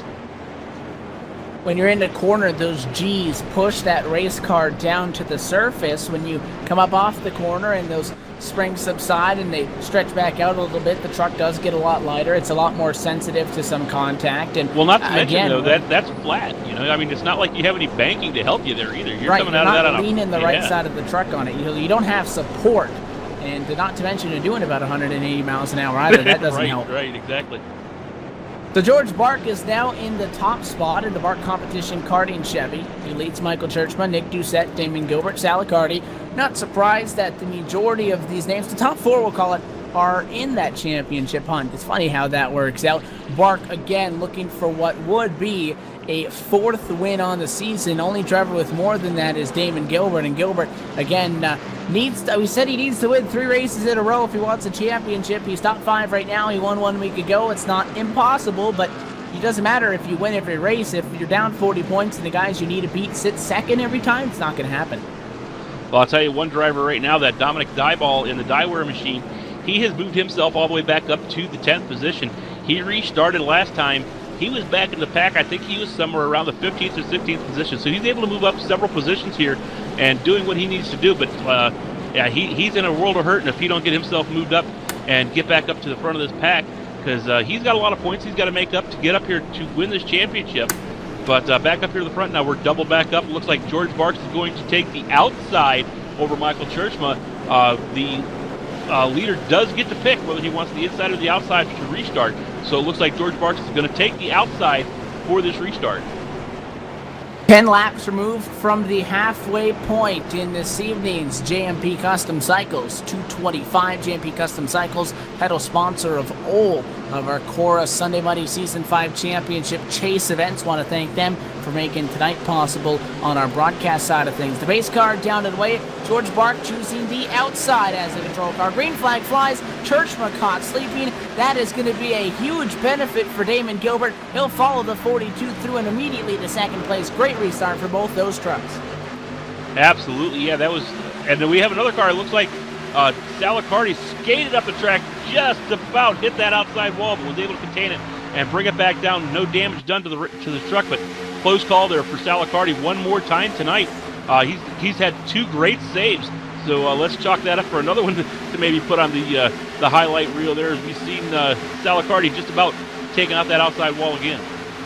Yeah, the second time tonight a close call. This time he's done it on both ends of the racetrack now. The 93 goes right back on the attack, throws it to the inside on James Brown, and a beautifully maneuvered patience move of a half of that 00 to let him get around him, back up the quarter, accelerate down in and out of 2, and the crossover at Charlotte to the 00 of James Brown goes back, and He'll regain P7. Now the 93 muscling back. That's not easy to do on corner exit, to turn that wheel to the right and not plant it in the fence, trying to squeeze between the passenger side of the 00 and the outside wall. He does it. They'll remain side by side for 7th, but here comes the 15 to spoil the party. Dominic Dieball, 3 wide to the bottom, thinks better of it.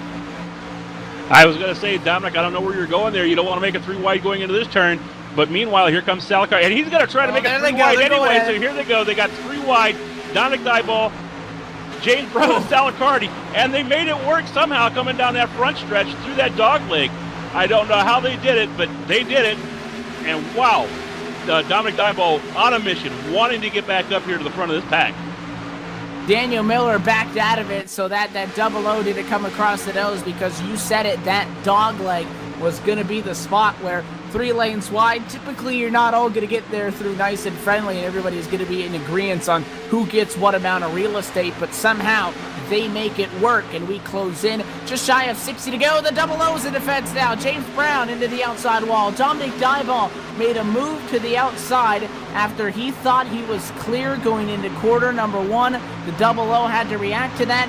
Just caught the fence. It wasn't as bad as when Monsivice hit it earlier, but the 00 nonetheless scraping that outside wall. It also checked up the 22 car, who everybody tried to dodge and avoid. The 22 truck of Patrick Bedoin, the Pepsi Max Drive to End Hunger AARP entry. Gonna lose a lot of time on the outside on the negative end of a freight train.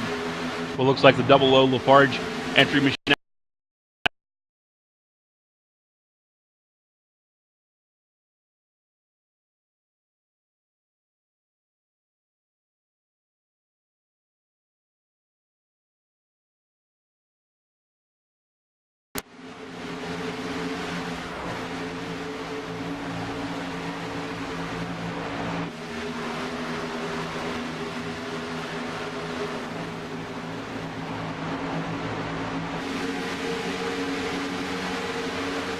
Continue it under green flag conditions at the Charlotte Motor Speedway for Cora Sunday Muddy action in race 4 to 5 in Sunday Muddy Season 5 Championship Chase, alongside with Carl Jones, myself, Evan Prosoko, Lance Mead in the broadcast booth, and Laura Lawson in the production hall. Are back under green flag conditions, still working under a long green flag stint, now within the final 50 laps of competition here. Still George Bark, but Carl, the top 2, they're checking out, but Damon Gilbert is not allowing that Bark Competition karting Chevy to get anywhere near away from him.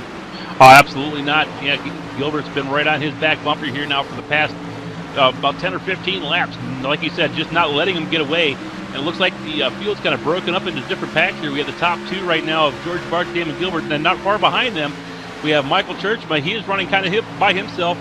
And not too far behind him, though, is Nicholas Doucette and John Pansula.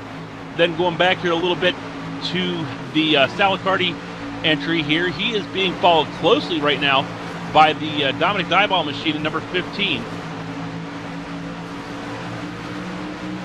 And the top 2 good over a lot of these other guys by half of a second right now. Churchma 5/10 off, 9/10 off is Nick Doucette. Then you got John Pansulo 1.5 seconds out of the equation in 5th position, but still, as we restarted, 108 laps into this event now. 18 drivers sit on the lead lap in competition. Dan Bailey would be in a lucky dog spot. A big thing to note, though, is the progress of the driver that had lagged out of this race, dropped connection. Ryan Borges could have been huge in this championship. He's not out of the clear, because if it happened once, it may happen again to him, Carl. But he's back up to 10th position and passing cars, which is a great sign for that team. Yeah, but one driver that's been having some issues here over the past about 15 to 20 laps, he is not able to make any headway, is the number 15 Dieware machine, Dominic Dieball.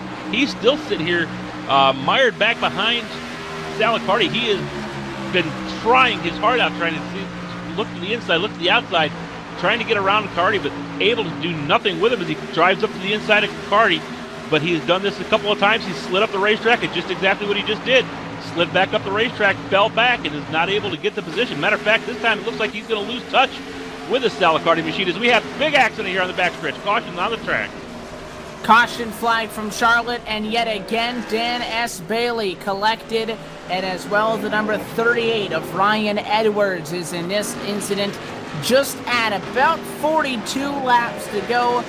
But I said when it rains, it pours, and I used that a little bit earlier, but this is even more huge because the car that was in it, Ryan Borges, the driver that we just talked about, Carl, dodging a huge bullet, and this is something that you never want to see, but the hopes for that 32 machine and their championship attempts may have just been taken away there by a driver that is not even in the chase. It's a part of racing when you don't cut down the field to 12 after you cut down the points to 12. It was trouble for Daniel E. Miller. The 09 pushed up the hill, got into Ryan Borges. Borges was hard into the outside retaining wall.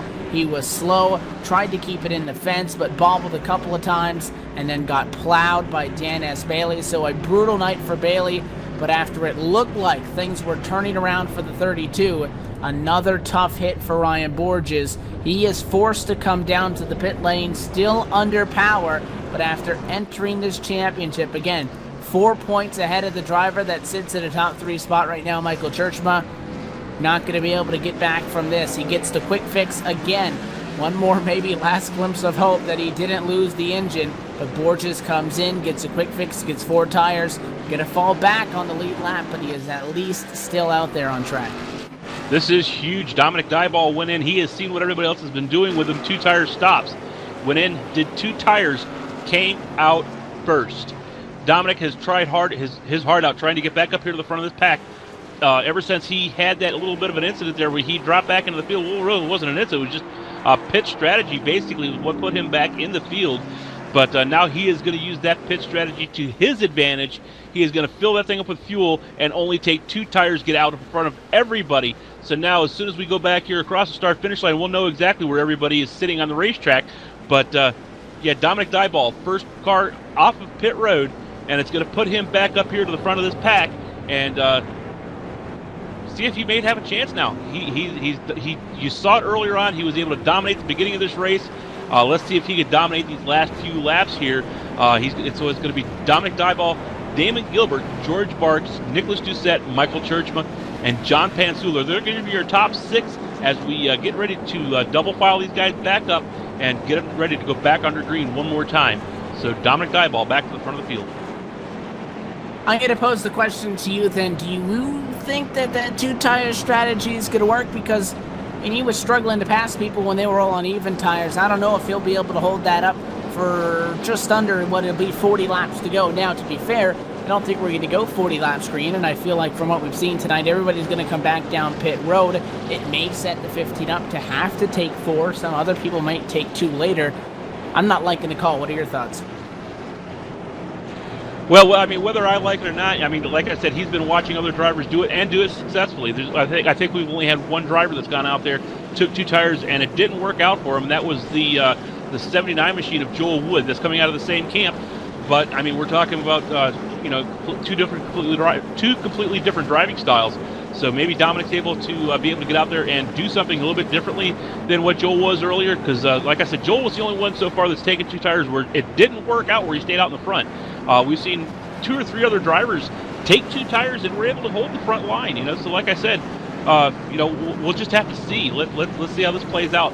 But as far as if we stay green, I think he's in good shape. If we go back under caution, which seems to be the trend, he may be in trouble if he has to pit one more time. We'll find out. The lights are off for the pace car. Restart with 38 laps to go. And the way that these races typically go is a couple of yellows early, like we saw, a long green flag stretch in the middle, like we saw, and a couple of yellows at the end, which may be the case as always. We've had 8 lead changes so far this evening. The 15 started up front. Can he finish there? That's where he sits right now. Damon Gilbert, George Bark, Nicholas Doucette, and Michael Churchma round out the top 5. almost all of those names in a spot to be competitive in this championship. None of them sitting any further back in the points than 7 into this race. The pace car takes the sharp left-hand turn down to the safety of pit lane. 15 going to be in the restart box. He'll be the control car. A great restart, which is a key for a car that's running on the lesser tire strategy than everybody else. And he'll bring the 42, George Bark, with him. Bark clears Damon Gilbert, who ducks into third. It's fourth to Churchma, and Nick Doucette's on the negative. He's sliding back on the high side. You're absolutely right. You know, that good restart is exactly what Dominic needed, because he is able to use the entire track now. He has nobody to his inside, nobody was outside. He's able to put it right down on that bottom line and let we've seen him do all day long. Bring it back up to the top, which seemed to be his fastest way around this racetrack, as long as he don't have anybody down underneath him. But right now, it looks like the 42 of George Bark's going to take a look to the inside. Let's see if he's going to be able to do anything with that. Contact behind them, the 51, Doucette shuffled out of line after Churchma got into him, but at the top of the board, just getting clear. At a quarter, number 2, George Bark slides up, takes the Silverado lettering off of the front of Dominic Dyball's truck, and now the 15's in the fence. That car was just that truck. Oh, this is going to be big. The 09 in the fence, the 32 of Ryan Borges now. Caution flag flies, and that is exactly what that number 15 did not want to see, and unfortunately, that's exactly what I thought would happen. Caution is out. Yeah, it looks like what I saw there, it looked like he just had nothing. There was nothing he could do. He had cars to his inside, and he couldn't get the truck down. Like I said, he likes to get that truck down on that bottom of that racetrack, and being that he had a car to his outside, or his inside, excuse me, it just caused him to slide up that racetrack, get into the loose stuff, into the outside wall, and it was just on from there. We have 4, maybe 5 different cars that have major damage now because of this incident. But yeah, unfortunate for Dominic Dyball, who has had his heart set on trying to get up here and win this championship. This might be the end of that. Yeah, I was going to say, could we chalk this up as a desperation move? Because he was running solid, but he knew that entering this evening 36 points off of the top spot, he needed something. He had to go for it, and unfortunately, that truck just did not look good enough, but he was even with everybody else. You were talking about he'd go to the inside, it'd just get too tight, and unfortunately, as I predicted, the 2 tires just didn't work. He entered the corner behind somebody. Sometimes it's hard to hit your mark, and we saw it earlier with a couple of other guys. If you can't hit that white line, you don't have a chance of keeping it out of the fence. That's what happened. He'll continue to drive on by. The big trouble starts when that 09 machine tried to go to the high side around him, because he was in a side-by-side fight of his own. He comes down. Guess who he takes out? Ryan Borges. That 32 truck can just absolutely not catch a break tonight. And as well, Nathan Sedlak got turned out of line after contact with Daniel E. Miller before, but Borges drops out of the race, gets back in a heavy incident, gets another quick fix, now in another incident, and he's on the pit lane. The engine appears to be gone on the 32. That could take a championship away from Ryan Borges after a rough night at Charlotte. Yeah, I don't know if he's used up both of his quick fixes, but he did have to take a tow after that because he did blow the engine out there on the racetrack. So taking that tow, it's going to put him laps down. We won't find out for here for probably another 2 or 3 minutes whether or not Ryan's going to have another quick fix and be able to get back out on the racetrack. But yeah, this is going to be big in the championship implications here, with Ryan Borges now going down several laps after that big incident. He just, like you said, he just can't catch a break. Seems like everything that's been going on, it hasn't been his fault, but it's going on around him, and he just happens to be getting into it. And that's a big shame for Ryan Borges, who came into this with 4 points over top of Michael Churchma in the points championship. And right now, as it stands, it looks like, as long as everything goes the way it's going right now, it's a very good possibility that Michael Churchma might walk away with the points lead after this race is over. And although it may be close to top the pile after this evening, Talladega is going to absolutely screw with all of that. However, Brian Borges, as we've said right now, 2 laps down. He's on the pit lane. The issue for that team is he wrecked in corner 1, so that's going to be the maximum tow time to be able to do work on that truck. as opposed to if it happened in 4, might get a minute. He'll probably have 4 minutes till he can have any control of that, and he's 19th right now. I'm calling it that Ryan Borges, from that incident, his championship is now over. Going into even a track like Talladega would be almost nearly impossible for to recover from that, because he would need all 5 of the guys that are going to pass him at least, to get around and have an incident altogether and come home in the bottom 5 at Dega. Not impossible, but I feel like that's going to be the final knife in the coffin of Ryan Borges' championship attempts. He'll get back out on the racetrack, attempting to go back at it in the Racer Boost Chevrolet Silverado. 2 laps down. The biggest issue for him right now is Colton Berkey, Carl. Colton Berkey's in the lucky dog spot. We're going to have just about 30 laps to go. If we have 2 cautions, really Borges needs 3.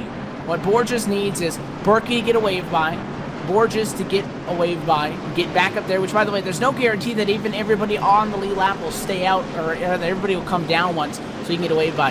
He would need Berkey to get a lucky dog. He would need to get a lucky dog, assuming nobody falls the lap down. He'd have to get another one, assuming nobody falls the lap down, if he wants to get back to the lead lap. Not to say that he can't get a 15th or so from cars falling out of this event, but that is going to cost him dearly. However, I was sure that he was gone with his quick fixes, because that's the 3rd incident tonight, but I don't know, maybe he caught a break with dropping out and maybe got a free one, because he is back there with the new truck. However, 19th position, it is not looking good. The lights are off of the pace car. It's a point I made earlier, Carl, in racing. We cut down the points to 12, but we did not cut down the drivers to 12. You're not racing with just the guys in the championship. There's about 15 other trucks that are a factor, and unfortunately for Borges, that has been his Achilles heel this evening. Meanwhile, George Bark trying to get this one up there to the top spot and finish there and get right back in this conversation. He's only 14 points out of the top spot into tonight. He'll take a green flag across the start-finish line just at, we'll call it 32 laps to go at the Charlotte Motor Speedway. He leads by 4 trucks to quarter 1. We're bouncing off each other second on back, Churchman and Accardi. Yeah, it looks like they got everything back under control there, but yeah, real close call there one more time around Salicardi. He has been probably the luckiest person out of the racetrack today, but I think I might have spoke too soon. I was looking at the points there, and I only looked down as far as Michael Churchman. I didn't think to look down to 3rd position there where George Bark sits. He's only 14 points back in this thing. He's leading this race. There's a chance that he could come out of this here with the points lead after this race. Anything could happen, and I'm gonna throw this out there. Just because right now Ryan Borges is having probably one of the worst days of his life doesn't mean he couldn't have that chance next week coming back. I mean, this is Talladega we're going into. Anything could happen. You can lose the top 5 guys and Ryan Borges be right there and win the championship. Tell me crazier things haven't happened.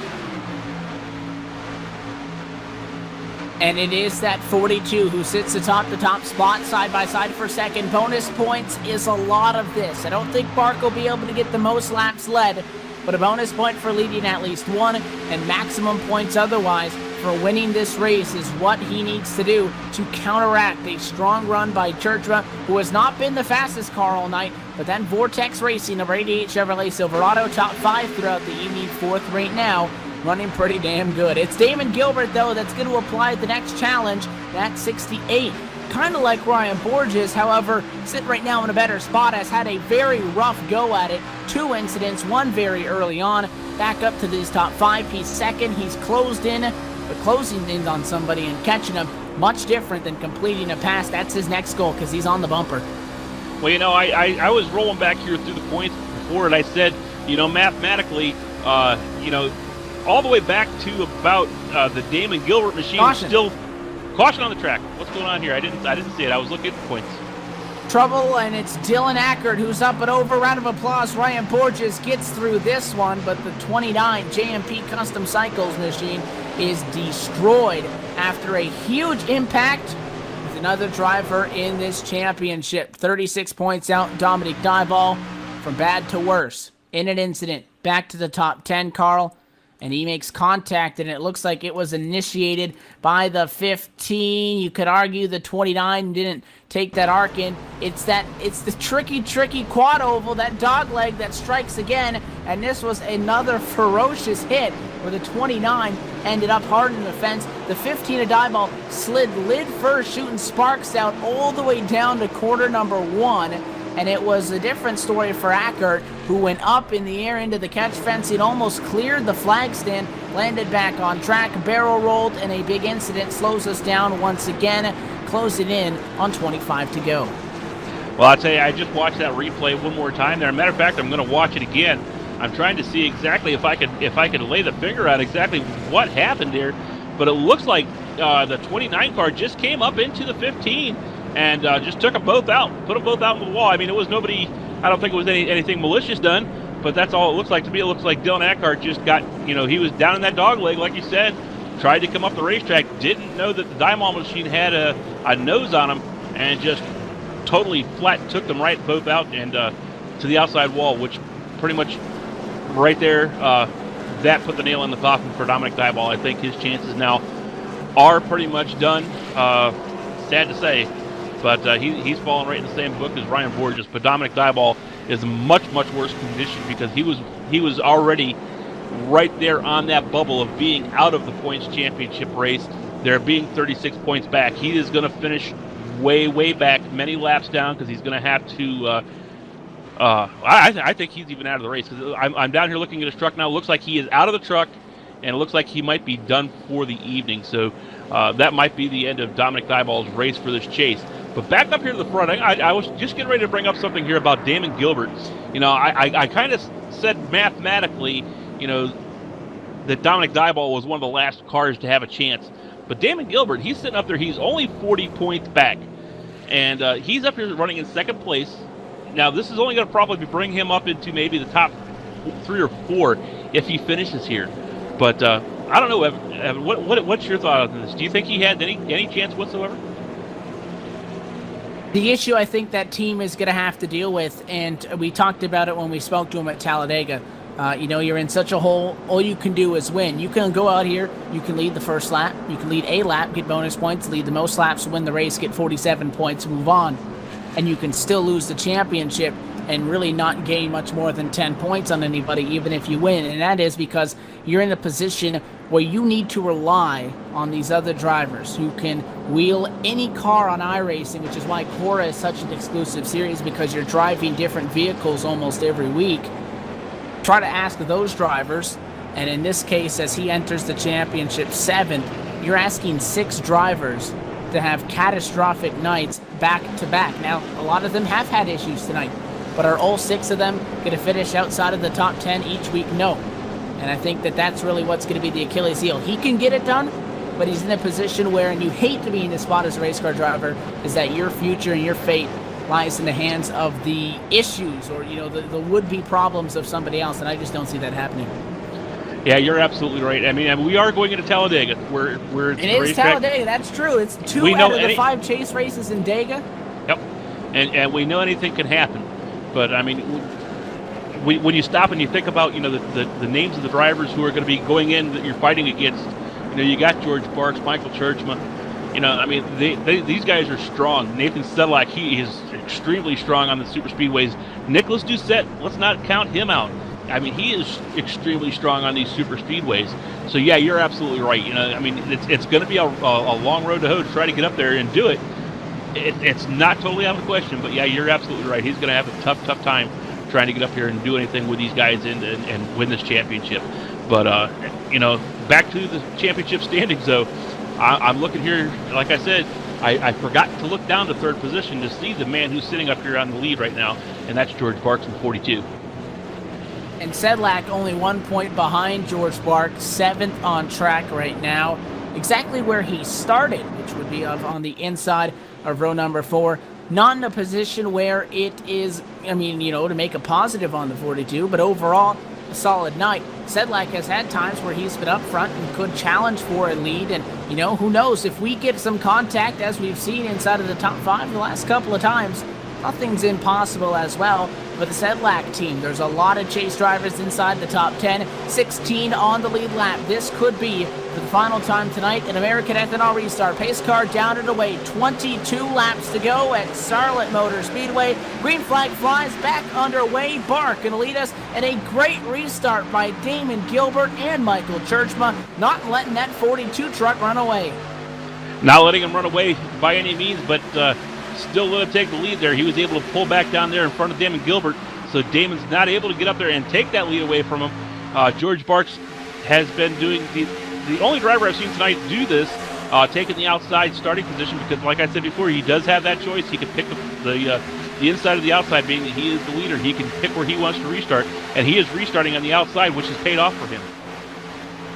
The truck that leads right now, George Bark, finished second 1 week ago. The truck that sits second right now won 1 week ago. The top two have been like this for the last 2 weeks. It's a fight for third on back to 93 of Salicardi, way wide into quarter number 2, just brushing the outside fence in quarter 2. Keeps it going, doesn't lose a lot of momentum, but the 88, it's hard to keep up with that truck, that machine to the inside. Churchma going to get that number 3 spot back once again. And how about Brandon Monsivice, a truck that has struggled early in this, back up to where he started in P4, and unfinished business for that wood wrench entry as he cracks the top 5 once again. He's not done. Nathan Sedlak going to pick up a spot on the restart, the 35 in this championship, up to 6th also.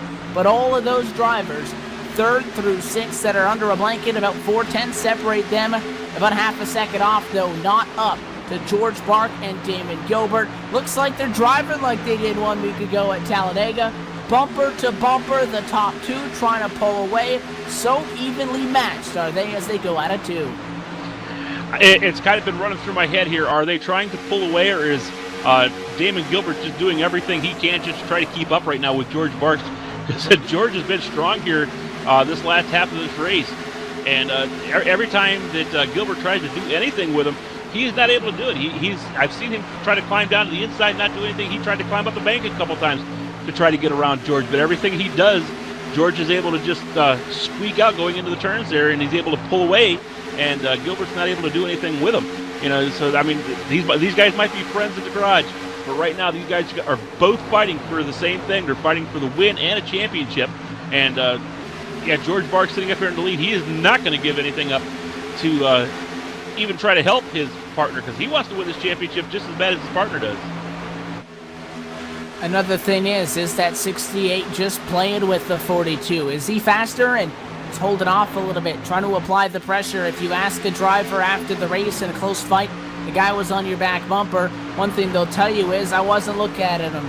That's a lie. There is no way you do not see that car approaching, and in this case, that number 68 truck on the back of your machine and closing in the latter stages. George Bark is well aware that that 68 is there.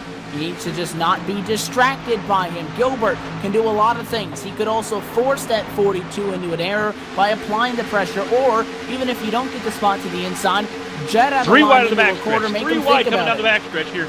Back around the Starks machine, these guys were going 3 wide. It was Charles Starks, Verdone, and Doucette. These guys were going at it hard coming down the backstretch, 3 wide. Sorry for interrupting you there, but got a little bit tense, a little bit exciting there, getting ready to go into the turn 3 wide one more time, and we've seen it before. It worked, but it's not a thing you want to try to do too many times.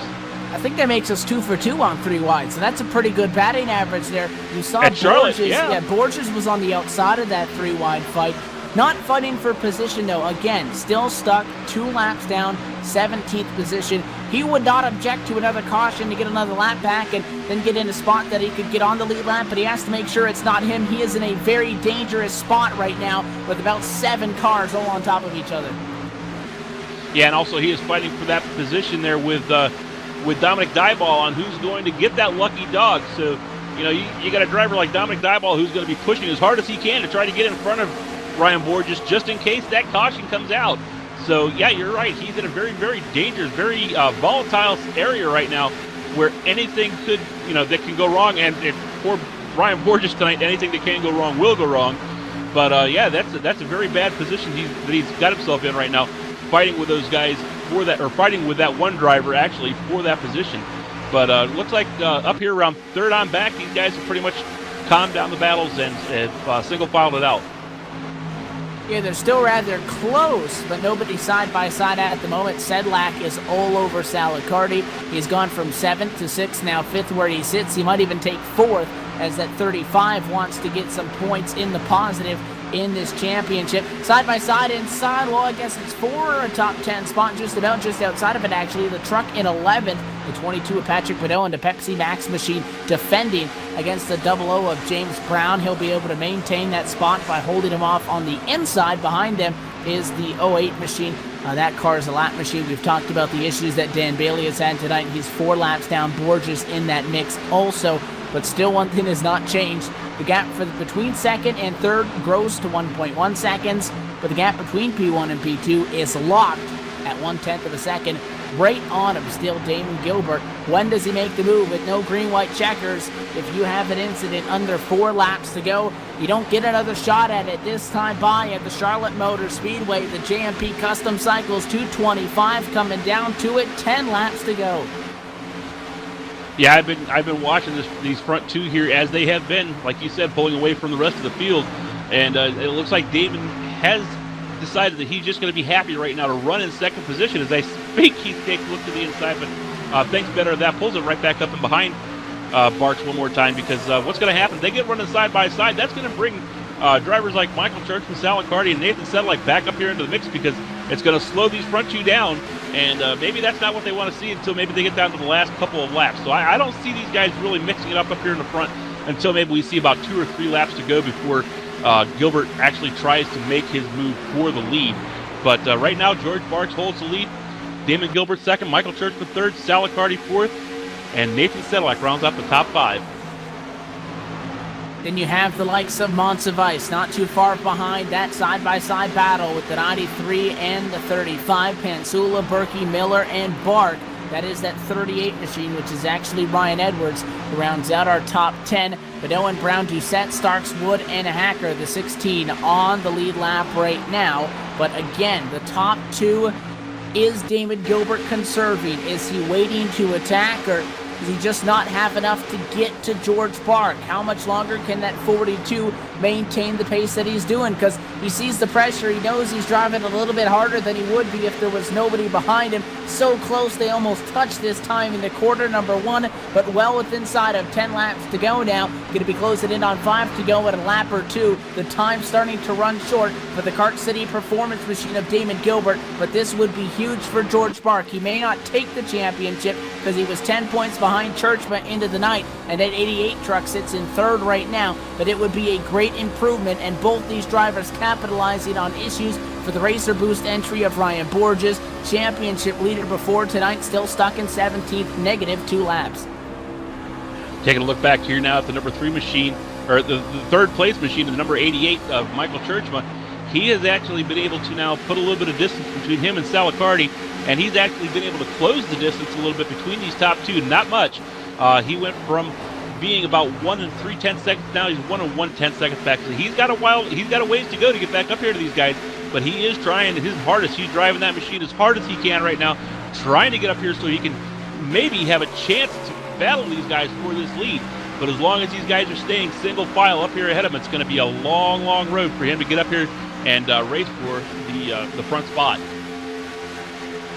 This time by lap 149 will be started. Again, the first 2 laps of the official scoring for our pace lap. So the total distance checkered flag will come at the completion of lap 152. Although it was 150 laps of competitive racing, 4 laps remain. That time by, a caution flag will end it. George Bark trying to put the Bark competition card in check. There is the caution, just at 4 to go. And it's in corner 2, then no more contact. Nick Doucette comes into this one late. It's trouble with Accardi. Trying to see exactly what happened there. All I seen was a car going around. It looked like it was Sal Accardi by himself out there spinning. He might have gotten a little bit of contact there by the 01. But yeah, that's what it looked like. It looked like net code from the 01 there. There was actually no contact, but the computer thought there was, and it looks like Sal Accardi's luck just ran out, man, and he just nailed the outside wall hard hit for the 93, excuse me, of Sal Accardi Jr.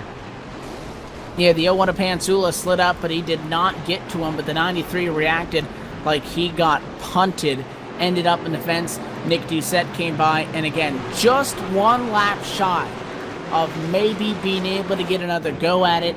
caution flag flies. Literally, as I finished saying, if we get a caution, this race is going to end under caution flag conditions. That is exactly what happens. And as long as George Bark does not have any issues here completing what's going to be 2 laps to go this time at the start-finish line under caution flag behind the iRacing.com Ford First Mustang pace car, he'll be set. And again, although he may not take the championship lead, the big takeaway is he was 14 points behind Ryan Borges. He's 17 spots ahead of him on track right now. Almost going to be max points night for the 42 with the taking home the win tonight. Michael Churchma, 3rd. So it is going to be a very different picture heading into Talladega, but we know that it's probably going to be a very different picture exiting Talladega, but a step in the right direction for that Bark Competition karting number 42 as long as he can hold on to it. Well, I'll tell you, if anybody from iRacing gets a chance of watching these, I implore you, this is the kind of stuff that we need a green-white checkered for. It's unfortunate that we don't have that here in iRacing, and that races like this, I mean, these have been some great, great races. We'll never know what Damon Gilbert could have done with the George Barks machine, if he had anything for him at all, or if he was just sitting back there doing what he could do just to keep up for 2nd place. So I implore you, iRacing, if you can see this, if you get a chance to see this this podcast or this cast here, please get the green-white checkered out there. We need it badly. It is now left to a question of what ifs, as many races are. What was Damon Gilbert waiting to the white flag? And we'll try to talk to him, Bark, Churchman, the top 3 in the LSRTV post-race show. The white flag out this time by, and I'm sure they'll answer those questions. But, was Gilbert waiting? Was he saving? Was he waiting to make the move? Would he use the bump and run maybe if we got down to a 1 to go? What the situation would have been, one thing you can't deny, is the 42 started 19th position. He started on track in the first spot that did not put down a time in qualifying. 19th via a provisional, came through the top spot about halfway through and really held on to it. No question at the end of this that the 42 and the 68 machines were both the class of the field. Churchma trying to do something with them, closed in the gap to about a second or so, but nobody had the speed late and when it mattered. When you talk about how 2 tires early in the race, we may not have, paid a huge attention to them. It may have changed things up a little bit when it comes to the question of running order at that time and shuffling things through. But a 2-tire stop at this point in the race means that you're going to have to take a 4-tire stop the next time. And that strategy bounced through and balanced through this entire race to the end. And it ended up putting both the 42 and the 68 in the position that they needed if they wanted to duke it out. That's exactly what they did. They kept it clean. They raced hard. And for the 4th time on this Season 5 championship with the Cora Sunday Money Series, the checkered flag will be displayed this evening alongside the yellow flag across the start-finish line. Race 23, chase race 4 of 5, the JMP Custom Cycles checkered flag to George Bark at the top of this field, and will take away, or try to at least, the championship. We do know that Ryan Borges will not lead at it tonight, but a huge night for Bark, a huge night for Churchma, Sedlak, everybody as well, capitalizing on the misfortunes of the 32.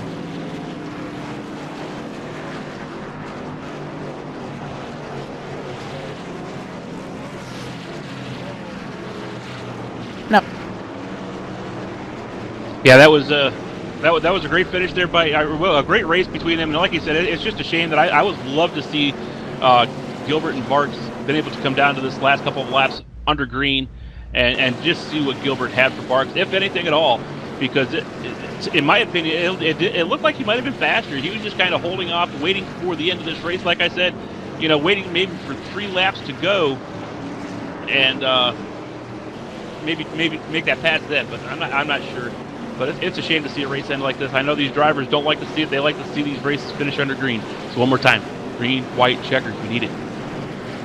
George Bark will bring it up to the start-finish line. The pace car dives away, a resemblance of 1 lap short from getting that restart. Alongside him will pull Damon Gilbert. Michael Churchman going to join them as well. But the top 3 in this one, the overall picture is a championship that is going to be determined in 1 week's time from Lincoln, Alabama.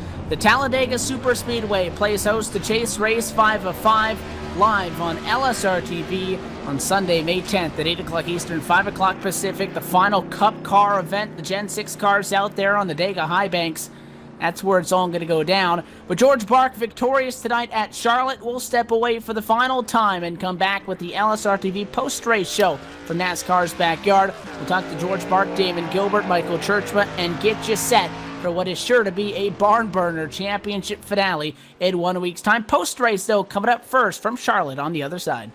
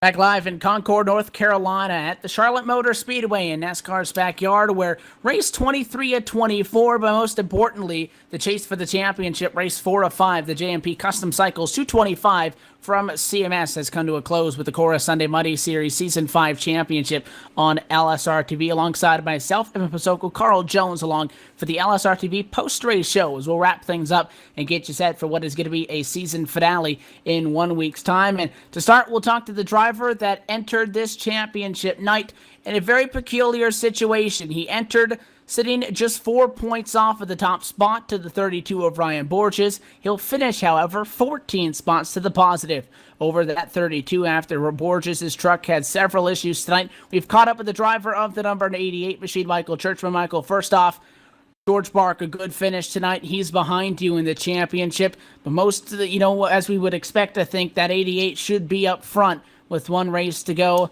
You didn't come home, though, nice and clean. The back end, a little bit of damage. It was a rough night for a lot of our chase competitors. You started 6th. You came home 3rd. How'd you hang on and survive this one when others couldn't? Oh, it was pretty stressful by all means. It really hard to pass here. Everybody was putting a lot of pressure on everybody from lap 1. And but we managed to hold on and come home with a 3rd place finish, and congrats to George on the win there and Damon on the 2nd place there. So yeah, it should be a good race. I'm gonna try to win, if not to finish in one of the top 2 spots there at Dega. So hopefully it turns out for us. It worked out for you guys tonight with the podium finish. This was our final fix setup event. We were at Talladega 1 week ago. That was an open set. Next week, going to be an open set once again. Tonight, everybody out there had the same truck as well. Our final race with these old trucks, and we'll be moving to the new ones rolling forward into Season 6. But it was a fix set. Everybody said that it was a very racy setup. We saw that one of the most exciting races by no question, at least on our end, because we weren't having to go through the stress as you described it of having to be in the middle of it all. It was exciting from up here. It looked like there was a lot going on, though, out on track. How did these machines handle? They didn't really fall off too much, not for me anyway. I mean, probably 10 laps on, they'd fall off just a little bit, and then it would actually get better as the run would go on. I wouldn't say it would fall off too terrible bad, but other than that, they handled pretty good for the most part of it, even with the damaged truck. Well, I have a number for you, 2. You are going to be the championship leader heading into our season finale event over George Bark by 2 points. You talk about you want to win at Talladega, if not get second as a worst case scenario. Dega is a tricky one, and it's hard to, kind of go into a championship with a game plan when 2 out of these 5 chase races are at Talladega. A lot of people like to hang up front. They try to be in front of the mess. A lot of people wait at the back until the end and then make their move, knowing that it's only 2 markers, which could literally be the difference. If you finish second and George Bark finishes ahead of you, bonus points and all, that could still not be enough to lock up this championship. How are you going to approach that final race? Boy, it's going to be tough being only 2 points ahead of him. We'll just try to do the best we can, try to keep out of trouble, and hopefully the result will come back to a first place finish. I'd like to really see come on with the championship title, that's for sure. I've been trying for many seasons, so we'll see what we can do. And we look forward to seeing that 88 machine go on to defensive, but we figured that your best defense will be a great offense, and we expect you to be competitive as you are week in and week out. Before we let you go and let you guys prepare for what is going to be the biggest race of the season, and as well possibly your Cora career here, sponsors and shout-outs. I know a lot of people make it happen behind the scenes. Who you want to thank right now? I just want to thank, I got Vortex Motorsports on tonight. Thank Nathan Sedlick and Ryan Borges. He didn't get the result that he wanted to tonight, but we're going to try to pull off a win here for Storm coming this next week, so we'll see you guys at Dega. We wish you the best of luck there. Thanks for talking with us, and good luck on that championship. Thanks a lot. You guys do a great job, Mossel and Cora too. Thanks a lot. That is the driver that comes home third tonight. Most importantly, he is the championship leader in the Season 5 championship for the Cora Sunday Money Series. 2 points is all he will have to work with. And now down with the driver that said last week all he could do is go back and try to win another one. He came home just 1 spot shy of that. Carl Jones is down on the pit lane. He's caught up with the driver that goes P1, then P2 these last 2 weeks. Damon Gilbert with a second place finish. Caught up down here with our second place finisher, Damon Gilbert. Congratulations, Damon. Great run today. Thank you, Carl. Taking a look here at the point standings, you were saying a couple weeks ago you needed to win these races. I mean, you're finishing second. You won one.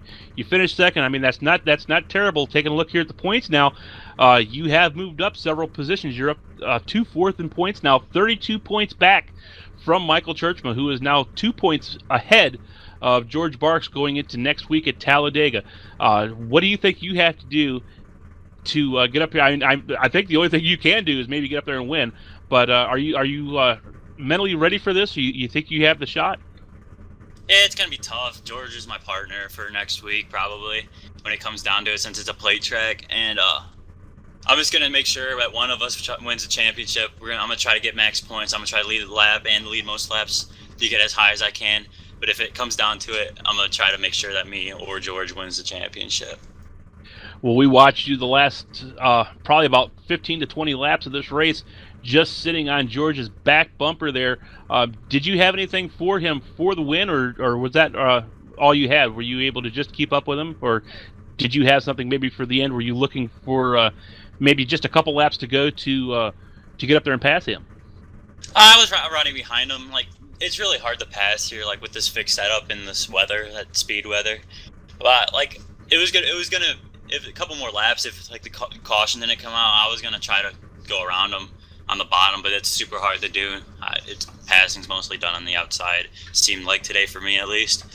But I sure was gonna try. I don't know if it would have been done. I wouldn't have even jeopardized us getting caught by Churchman there. So there's nothing for next week saying that, hey, you're going to push me to the win. It's going to be whoever can do it. I'm going to have to assume there, because I know that you're wanting this championship just as much as George does. So, but you had a great run today. You finished second position. You did, like I said, you moved up 3 positions. The points you are now sitting 32 points back from Michael Churchman going into Talladega next week. Any shout out to any sponsors that you want to thank tonight? Just my whole crew there. George, Dustin Lee, Dan Bailey, Ryan Edwards, or George Bark 3. Daniel Miller, and just you guys for commentating this, and everybody that puts Cora on. Well, one more time, congratulations, Damon. This is our second place finisher, Damon Gilbert, back up now to our winner. And I think if I look, yeah, I can see him up there. Evan Pasoko standing up there with the winner right now. We're down in Gatorade Victory Lane. Number 2 is going to be a very interesting number for the driver of the 42, George Bart. Comes home second 1 week ago. Wins tonight's JMP Custom Cycles 225. Loses the truck championship as well for the individual vehicle points titles by 2 points to Michael Churchma, and trails Michael Churchma by 2 points as well, with 1 race to go. But he got the job done tonight, almost the max points after he led laps, finished up front. We're down with George Bark, and George, you just heard those stats right there. You win tonight. We go into Talladega, which, it's very difficult, and I said the same thing when we were talking to Michael. You try to get a championship, and 2 out of these 5 races are at plate tracks where who knows what can happen. Tonight was almost like a plate track with a lot of guys having issues. You're 2 markers off, though, but before we talk about next week, how'd you execute tonight after starting back in 19th? I just took what they gave me, man. Rode around. I never really tried to bust a fast lap off, just rode. And I just put myself in position there, I guess, with the pit stops throughout the race. And Damon being nice, riding behind me for the last 20 or 30 laps helped, not racing me. And he probably could have won. He's a little bit better with the set here tonight. You talked about the set. It was a fixed one. Yeah, everybody had the same thing. We saw 2 tires. We saw 4 tires. We saw a lot. What strategy did you guys use? I'm a 4-tire guy. I like 4 brand new ones every time, and that's what I stuck with. I didn't qualify just for the pit box selection. I could get out pit road faster than most people. But it did pay off, put me right there, right after I positioned myself right there in the top 10, right there in top 5, top 4, top 3. The last 2 or 3 stops for tires. It helps. And it put you in that spot, and then you guys executed. Damon Gilbert was all over your back bumper for that final stint. Did you, maybe think that he was waiting to capitalize on you there, or did you just think he just didn't have enough to pass you because you guys were deadlocked bumper to bumper, and then you ended up taking this one home with the checkered flag? The caution flew a little bit early on him. Yeah, Evan, I kind of told him, I set him straight that he couldn't pass me. I kind of told him that. Like, yeah, you're not going to pass me here. We're just going to ride this right to the finish line. So, he owes me a few. I've helped him out quite a bit, with super speedways and stuff, and, just helping him out. He owed me one here, and I really needed it. Just to gain a little bit of points here on the leader and just to move forward. So, we're looking good for next week. Kind of exciting. It's going to be exciting. See how this plays out. It's been an interesting journey for you guys. He'll gain 3 spots, so he'll jump up to 4th in the championship, but he's still 32 points off.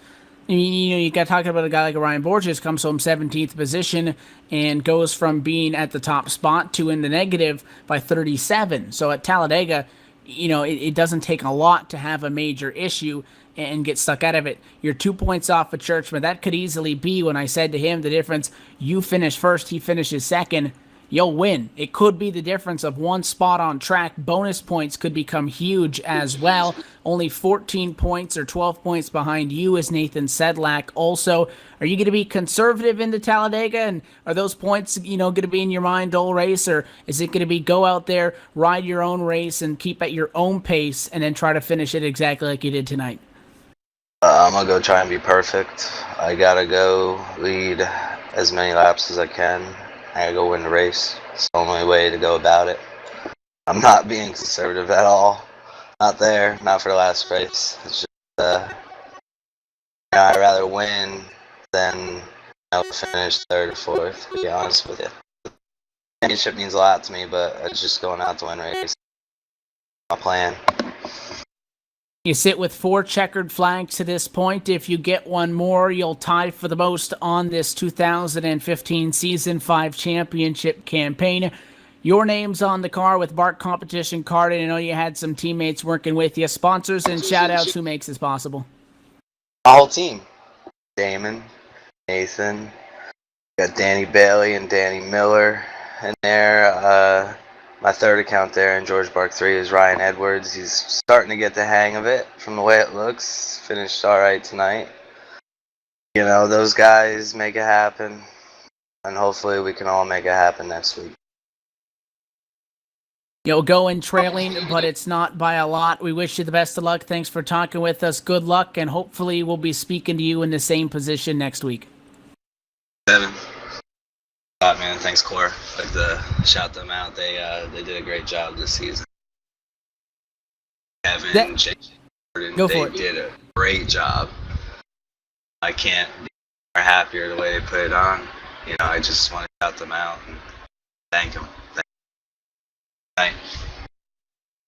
And he'll go to close it out. He's done 23 races, one more that holds him away from a elusive championship, and he hopes to add his name to what would become the third different driver in 5 seasons, if he can do it, to win a Cora championship. We'll see you next week, George.